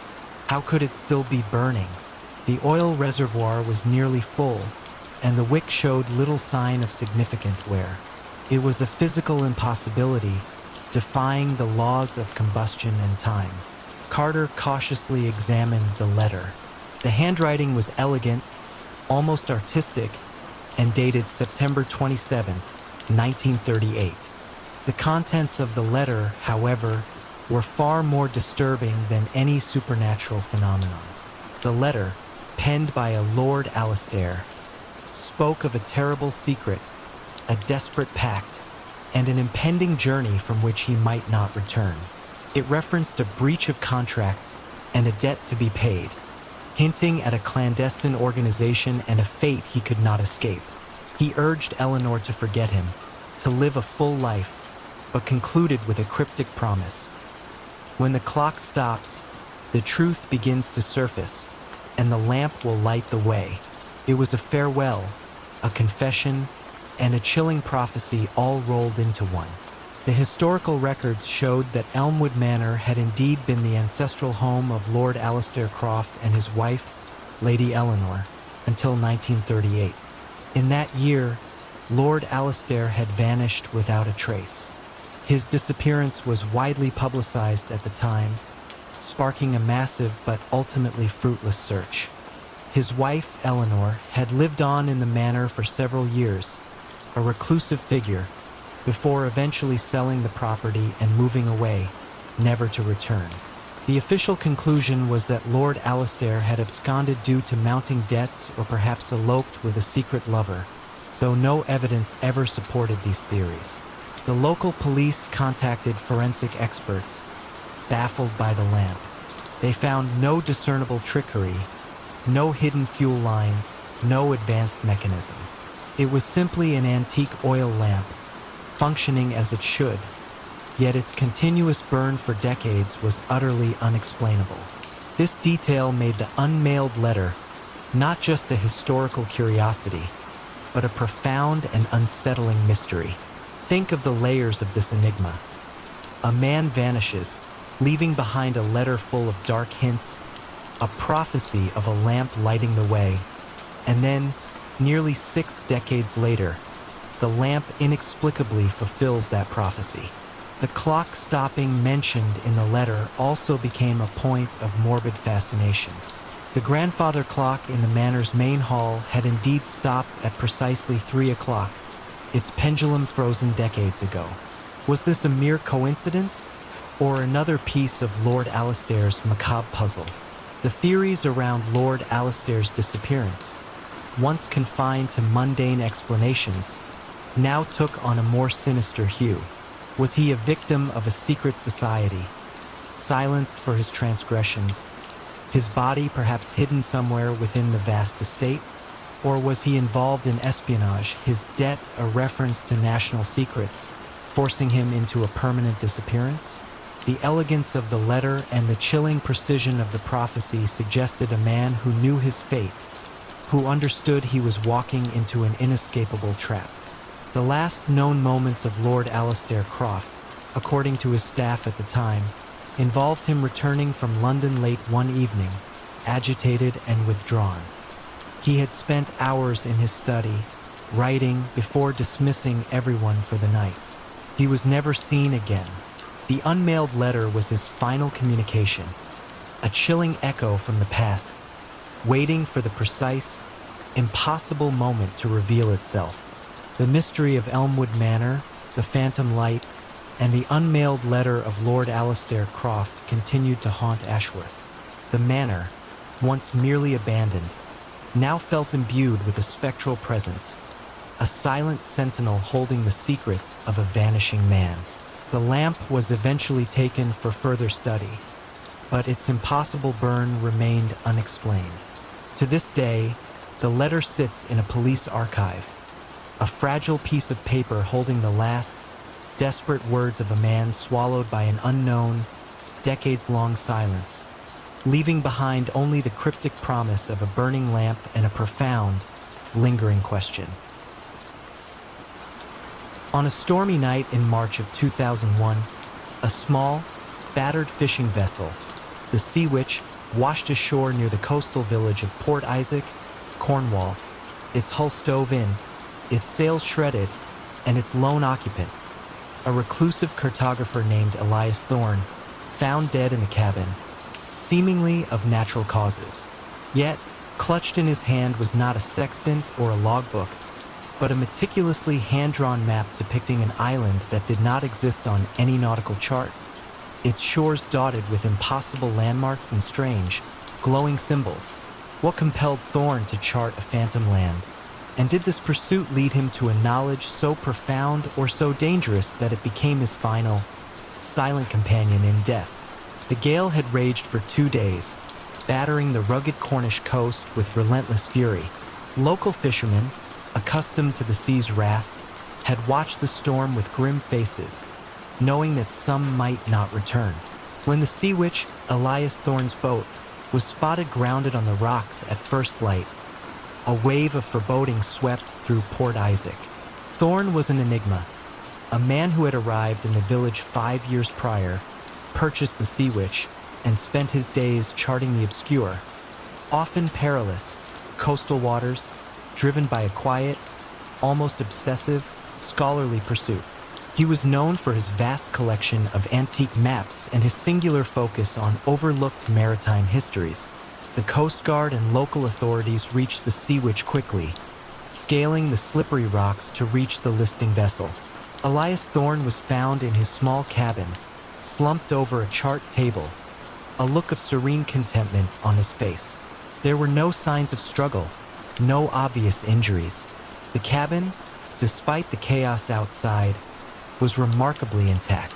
His death was attributed to a sudden heart attack, likely brought on by the stress of the storm. It was a tragic, but not entirely unexpected, end for a solitary man battling the elements. But then, the map. Clutched tightly in his lifeless hand was a map, carefully drawn on thick, aged parchment. It wasn't a chart of the Cornish coast, nor of any known Atlantic shipping lane. It depicted an island, roughly oval in shape, adorned with incredibly detailed topographical features. Towering, impossibly sharp peaks, deeply carved fjords, and a network of winding rivers. Along its coastline, marked with astonishing precision, were strange landmarks. A monolithic stone archway emitting a faint glow, a forest of trees unlike any known species, and a series of geometric structures that resembled no human architecture. Intricate, luminous symbols, resembling neither compass roses nor navigational markers, were dotted across its surface, pulsating with a faint, almost ethereal blue light. Detective Inspector Eleanor Vance, a woman known for her keen intellect and refusal to dismiss the unusual, took charge of the scene. The Sea Witch was thoroughly searched, her logbooks filled with precise astronomical calculations and tidal observations, confirmed Thorne's rigorous, almost obsessive, charting habits. But there was no mention of this phantom island. His other maps, a collection of historical charts and obscure hydrographic surveys, provided no precursor to this strange creation. The map was immediately sent to cartographic experts and naval intelligence. Their findings were unanimous and baffling. The island did not exist. There was no landmass in the Atlantic, or indeed anywhere else, that matched the precise coordinates and topographical details Elias Thorne had so painstakingly rendered. The strange symbols, when analyzed, revealed no discernible pattern or code based on known human languages or mathematical systems. They seemed to be an intrinsic part of the island itself, radiating a light that, though only drawn, felt strangely real. Inspector Vance interviewed the few people in Port Isaac who knew Thorne. They described him as a quiet, intensely focused man, consumed by his maps and old maritime lore. He had spoken occasionally of undiscovered waters and the whispers of the deep, but these had been dismissed as the poetic musings of an eccentric scholar. He had no known family, no close friends. He bought supplies, worked on his boat, and occasionally took long, solitary voyages. Could the map be a sophisticated forgery, a fantastical work of fiction created by Thorne? While his artistic skill was evident, the precision of the topographical detail, the complex interplay of features, and the internal consistency of the symbols suggested something far beyond mere imagination. It felt real, even if the island itself was not. One intriguing theory emerged. Thorne might have been pursuing a long-lost legend, perhaps a hidden island known only to ancient mariners or obscure cults. The glowing archway, the unique flora, The enigmatic symbols, they hinted at something ancient, possibly mystical. Had Thorne, through his meticulous research of forgotten texts and whispered folklore, discovered the theoretical location of such a place and spent his final voyage attempting to find it?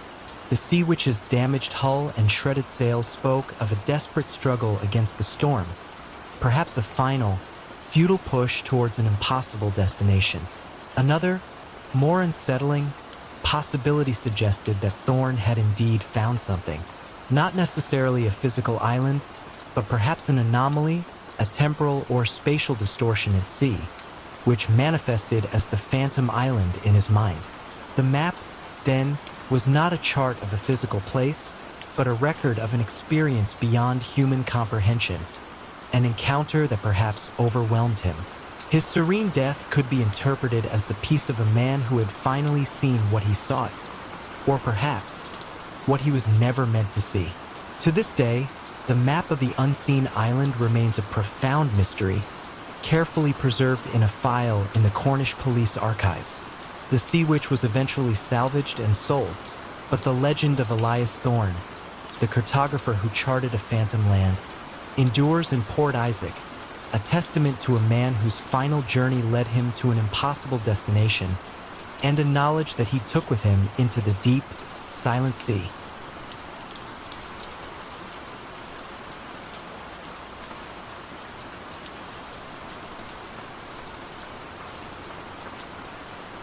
In the ancient, mist-shrouded heart of Eldoria Forest, a vast, primeval wilderness tucked away in the Pacific Northwest, Dr. Evelyn Reed, a reclusive botanist whose life was a quiet devotion to the planet's unseen flora, was found lifeless in her hidden cabin.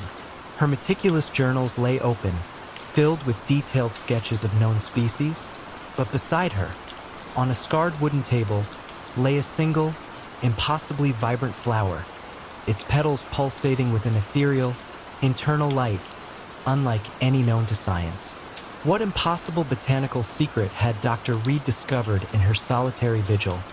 And what silent, luminous truth did this alien bloom reveal about her final, profound moments? It was a crisp, clear morning in September of 2012 when rangers on a routine patrol stumbled upon the overgrown path leading to Dr. Reed's cabin. For years, Evelyn Reed had been a quiet legend among the scientific community, her groundbreaking discoveries often made from the solitude of her self-imposed exile deep within the protected forest. When her biannual supply drop was returned, untouched, and her weekly check-in call went unanswered for 3 consecutive weeks, a sense of foreboding settled over the rangers. The cabin, a small, meticulously organized haven amidst the wild, felt unnaturally silent. Its single door was latched from the inside, its window sealed. Forensic technician Mark Jenkins, accustomed to the silence of the forest, entered the cabin cautiously. The air inside was cool, carrying the faint, sweet scent of damp earth and something else, something subtly floral and utterly unique. Dr. Reed sat at her heavy oak desk, her head resting gently on an open journal, a look of profound wonder etched onto her face, as if she had simply drifted off in the midst of a beautiful dream. An open thermos of tea stood beside her, still emitting a faint wisp of steam, defying the cold. She had died, as the later autopsy confirmed, of a sudden, severe cerebral hemorrhage, a quiet, instantaneous end. But then Mark saw it. Next to her hand, on a small, polished slate, lay a single flower. It was exquisite, perhaps 6 inches across, with intricate, overlapping petals of a deep, velvety violet. Yet, the most striking feature was its inner luminescence. A soft, rhythmic blue light pulsed from the very heart of the bloom, illuminating the desktop with an otherworldly glow. It was unlike any flower he, or indeed any botanist consulted, had ever seen. There were no stamens, no pistils, no visible means of reproduction. It simply glowed. Detective Inspector Lena Hansen, a seasoned investigator from the Regional Bureau, quickly arrived. The cabin was a testament to Dr. Reed's methodical life. Shelves were lined with neatly cataloged specimens, geological samples, and her countless journals. The journal beneath Dr. Reed's head was open to a meticulously detailed drawing of the very flower now glowing beside her. The drawing was labeled simply, "The Bloom Lumen Ignis."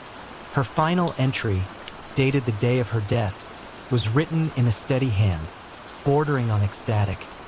After years of whispers, of chasing the impossible, it has revealed itself. The light, it is more than I ever imagined.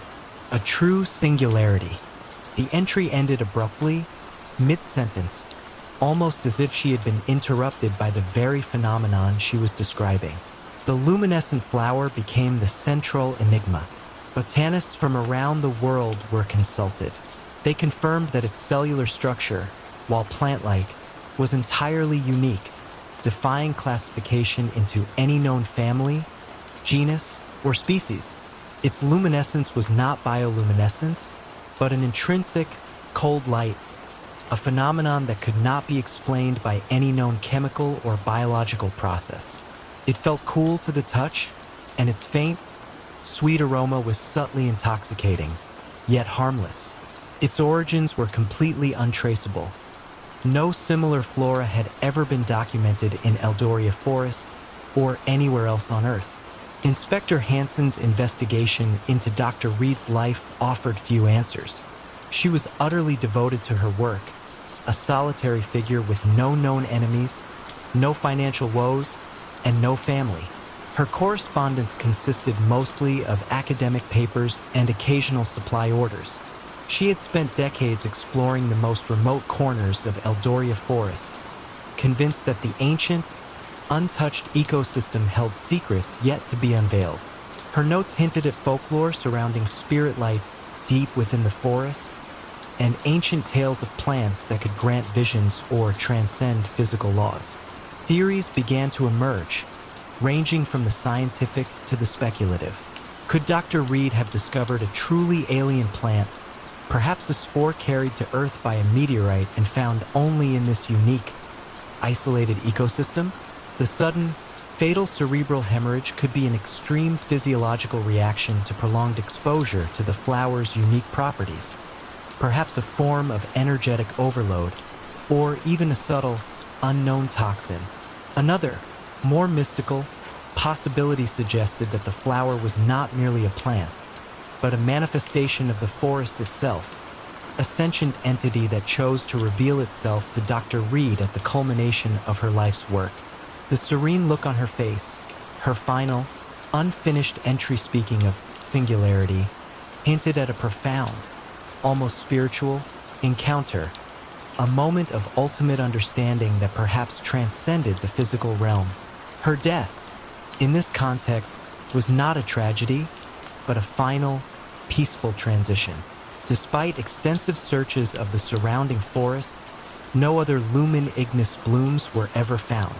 The cabin held no other clues to its origin. The glowing flower, its soft light still pulsating, was eventually placed in a specialized, darkened vault, its unique properties continuing to baffle scientists. To this day, the case of Dr. Evelyn Reed and the luminescent bloom remains a profound enigma, a silent, glowing testament to the possibility of the impossible, and a mystery that continues to illuminate the hidden depths of Eldoria Forest.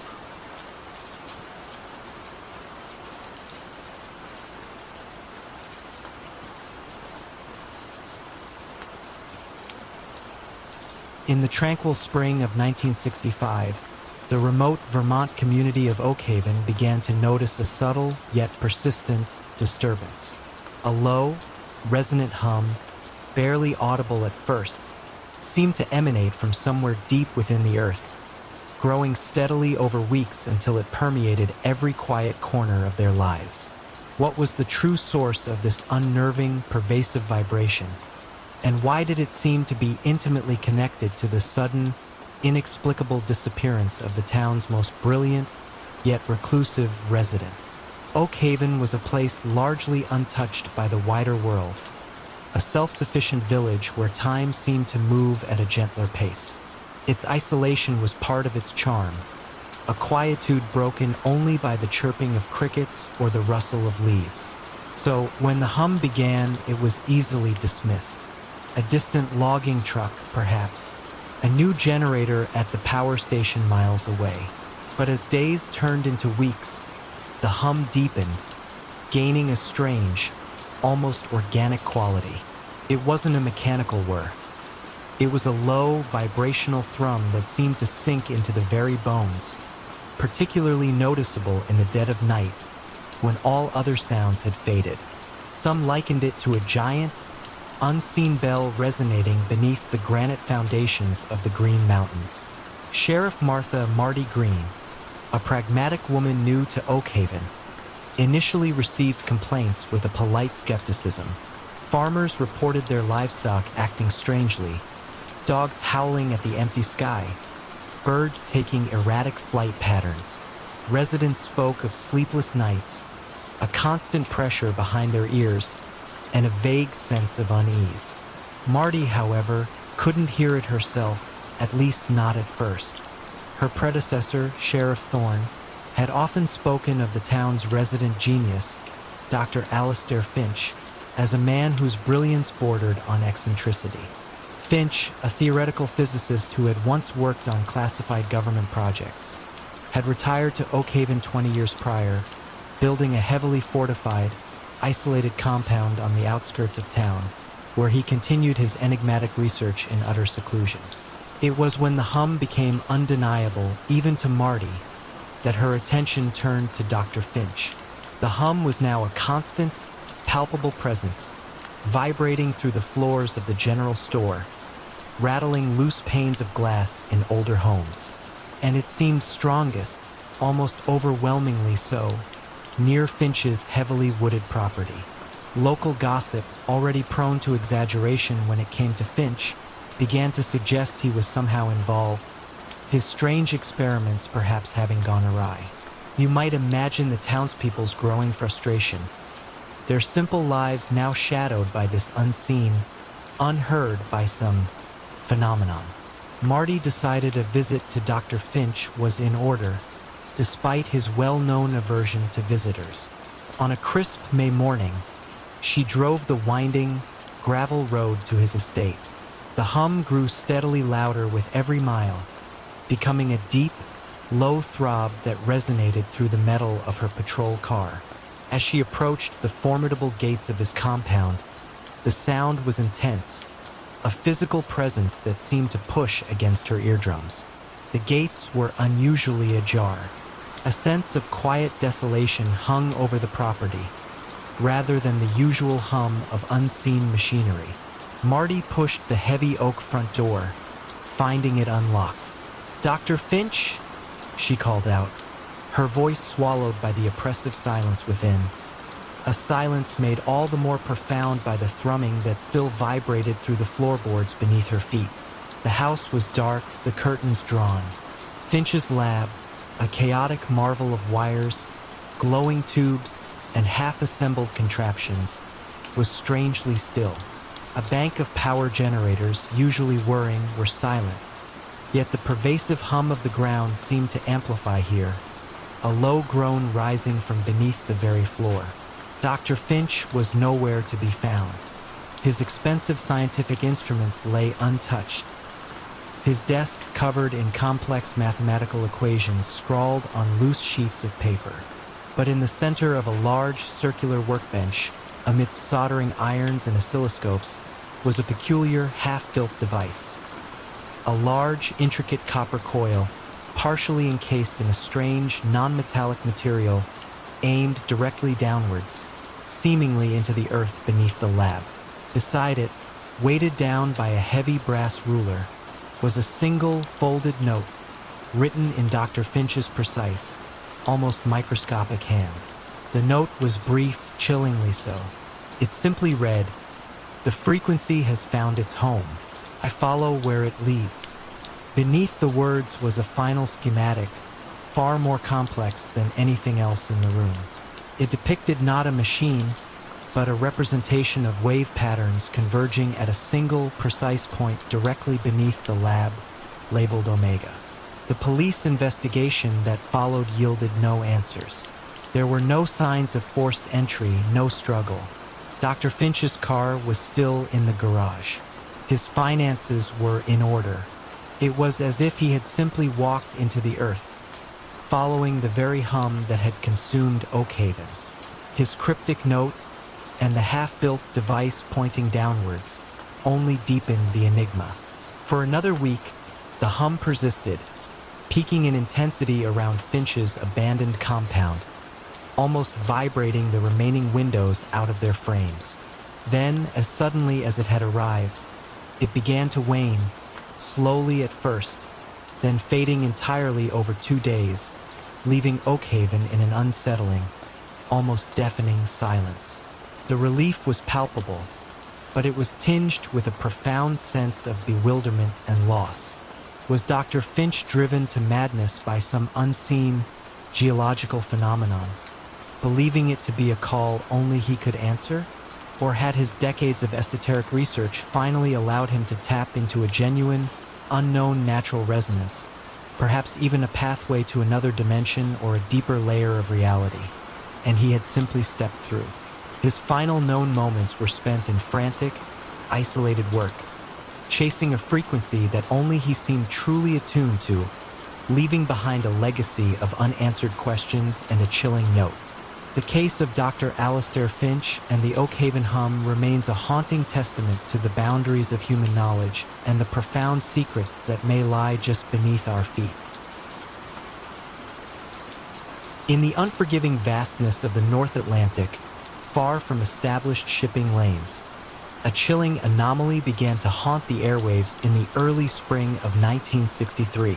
Radio operators across a wide swath of the ocean, from seasoned merchant marine crews to isolated weather stations in the Arctic Circle, reported picking up a faint, repetitive distress signal. It was a clear, human voice, speaking in what sounded like accented Russian, repeating a series of numbers and a desperate plea for help. Yet, despite extensive searches and the deployment of naval assets, no ship, no wreckage, and no person were ever located in the vast, empty expanse from which the signal seemed to originate. Who was broadcasting this phantom message, and from what desperate, unseen corner of the world did it truly come? The first confirmed report came from the Canadian Coast Guard station in St. John's, Newfoundland. Operator David Chun, a man whose shifts were usually filled with routine weather reports and ship-to-shore communications, was startled by the unexpected transmission. It was weak, almost swallowed by static, but unmistakably a human voice. He noted down the precise frequency and the approximate coordinates from which the signal appeared to emanate. Over the next few days, more reports trickled in, corroborating Chen's discovery. The voice, sometimes fading, sometimes eerily clear, repeated a sequence 5-1-8-7-9. Help me. The ice, followed by a short burst of what sounded like an undecipherable plea, concluding with Mikhail, before cycling back to the numbers. The North Atlantic, especially in spring, is a formidable place. Shifting ice flows, sudden squalls, and vast, empty stretches of ocean make any search operation a colossal undertaking. The Canadian and U.S. navies, alongside Coast Guard vessels, launched a coordinated search. Patrol planes flew grid patterns over the suspected origin area, and destroyers cut through the waves, their sonar pinging the depths. Days turned into a week, then 2. The signal, however, remained. It was always there, sometimes stronger, sometimes barely audible, a ghostly whisper across the waves. Imagine the frustration of those involved. You have a clear, distinct voice, a plea for help, coordinates that consistently point to the same uninhabited stretch of ocean. Yet there is absolutely nothing. No debris, no lifeboats, no oil slicks, no telltale signs of a maritime disaster. It defied all logic. A ship, even a small one, leaves some trace when it vanishes. The language of the message added another layer of intrigue. The initial assessment was Russian. Intelligence agencies, particularly sensitive during the height of the Cold War, quickly became involved. Was this a Soviet vessel, perhaps a military one, that had gone down in secret? The Soviets, however, publicly denied any missing ships or submarines. Their own monitoring stations also reported picking up the signal, adding to the perplexing nature of the mystery. If it was a Soviet vessel, why deny it? Especially when a rescue effort was clearly underway. Even if unofficial, investigators began to meticulously analyze the signal itself. It was consistently on a specific short-wave frequency, suggesting a deliberate broadcast rather than an accidental, automated beacon. The voice itself was relatively young, perhaps in its late 20s or early 30s, with a distinct urgency that never wavered, even as the words repeated. The background noise, when discernible, seemed to suggest a cold, enclosed space, perhaps with the faint hum of machinery. But critically, there was no distortion, no crackle that might imply a broken antenna or damaged equipment. It was a clean, if faint, transmission. One compelling theory began to take shape among some of the more seasoned intelligence analysts. A pre-recorded loop. Could the signal be emanating from an automated beacon, activated by some tragic, unseen event, simply playing a final, desperate message over and over? This would explain the repetitive nature and the lack of human interaction or variations in the message. But if so, how was it powered for weeks in the middle of the ocean? And why was the device never found? Another, more unsettling, idea was the possibility of a ghost ship scenario. There have been historical accounts of vessels found adrift with no crew, yet still producing strange phenomena. Could the signal be from a vessel that had been abandoned, perhaps due to an accident, but whose emergency broadcast system had somehow continued to function long after its crew had departed or perished? This still didn't explain the lack of any wreckage. The Mikhail reference also became a point of intense speculation. Was it the name of the ship? A person? A password? Without further context, it was merely another piece of the auditory puzzle. The chilling mention of the ice suggested a specific danger, perhaps an ice flow or entrapment, but the search area was ultimately clear of significant ice. The signal eventually faded, slowly and intermittently, over a period of several days in late April, until it was gone entirely. Just as mysteriously as it had appeared, the phantom broadcast ceased. The search was officially called off, leaving behind a profound sense of unease and a file thick with unanswered questions. No official explanation was ever offered, and the case of the phantom broadcast of the Atlantic became a unique entry in the annals of unsolved mysteries. The final known moments of whatever or whoever was broadcasting that desperate message remain etched only in the minds of those who heard it, a lingering whisper of human distress from an empty sea. The afternoon of September 2nd, 1978, was remarkably clear and calm over the Scottish Highlands, an ideal day for flying. Yet, it was on this very day that air traffic controllers at Prestwick Airport, their voices usually calm and measured, began to exchange increasingly frantic communications. A private Cessna 172, Flight 349, en route from Inverness to a small private airfield near Oban, had simply vanished from radar screens, just south of the forbidding peaks of Ben Nevis. There had been no distress call, no sudden plunge, no indication of mechanical failure. It was as if the aircraft and its sole occupant, experienced pilot Captain Wallace Miller, had been swallowed by the very air. What force could have made an experienced pilot and a perfectly sound aircraft disappear so utterly, leaving behind no wreckage, no signal, no trace? The initial search operation was massive, involving Royal Air Force rescue helicopters, civilian mountain rescue teams, and local volunteers who knew the rugged terrain intimately. For days, the vast, green-brown expanse of the highlands was scoured, from lochs to craggy peaks, from dense forests to open moorland. The weather held, offering perfect visibility, but the airwaves remained eerily silent from Flight 349.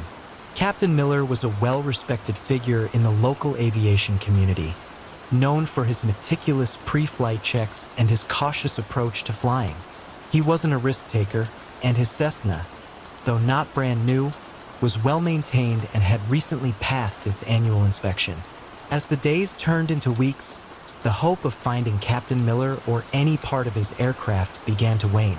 The official investigation, led by the Air Accidents Investigation Branch, AAIB, meticulously recreated his flight path based on the last known radar contacts. His last recorded communication with air traffic control was a routine check-in, reporting his altitude and position, his voice clear and untroubled. There was no hint of anything amiss. The investigators reviewed every detail: Captain Miller's health, his personal life, the aircraft's maintenance records, even the weather patterns minute by minute. All seemed perfectly normal, making the absence of any trace even more perplexing. Consider, for a moment, the vastness of the Scottish Highlands. Its peaks are ancient, its glens deep, and its wilderness can swallow secrets whole. Yet, a plane, even a small one, usually leaves some evidence. An oil slick on a loch, a scorch mark on a hillside, fragmented pieces of metal. For Flight 349, there was nothing.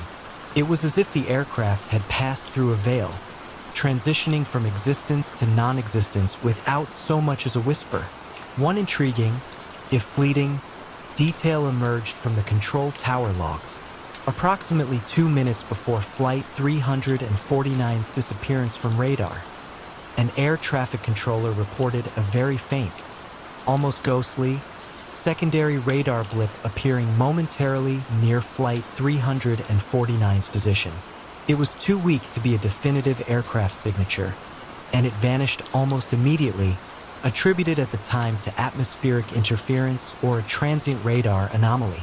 However, in the absence of any other explanation, some investigators privately wondered if it could have been another, unknown aircraft, perhaps flying without transponder, that somehow interacted with Flight 349. But if so, how and why? The theories that began to circulate among the public and even quietly within some investigative circles were varied and often unsettling. Was it a highly improbable, instantaneous mechanical failure that left no debris? Could Captain Miller have suffered a sudden, incapacitating medical event, sending the plane into a controlled glide that simply never ended in a crash, but rather a disappearance?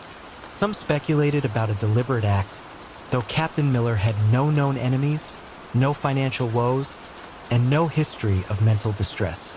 The idea of an elaborate, perfect disappearance seemed too improbable for a man of his ordinary, contented life.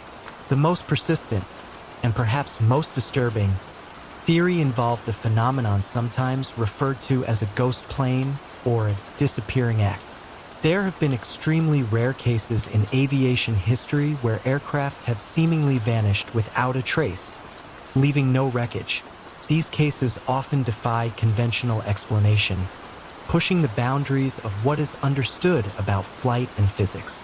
Could Flight 349 have entered some unique atmospheric condition, a kind of unexplainable vortex that simply absorbed it? The notion sounds like something from a fantastical tale. Yet with no physical evidence, the mind often grasps at the extraordinary to explain the impossible. Local folklore, too, began to intertwine with the mystery. Tales of ancient, unseen pathways in the mountains, of portals to other realms, were whispered among the villagers. While dismissed by the official inquiry, such stories speak to a deep human need to find meaning, even in the most baffling void. The AAIB concluded its official report years later with the term missing, presumed lost. It was a cold, clinical term for a profoundly unsettling absence. The report acknowledged the complete lack of wreckage or any physical evidence, stating that no probable cause for the disappearance could be determined. The case of Flight 349 became a permanent fixture in the roster of Britain's unsolved aviation mysteries. Captain Wallace Miller, the dependable pilot, simply flew into the clear Scottish sky one autumn afternoon and never returned. His final known moments were unremarkable: a routine check-in, a steady course, until the moment radar screens showed only emptiness. The mystery of the phantom pilot and his vanishing plane continues to hang over the tranquil highlands, a silent question whispered by the wind.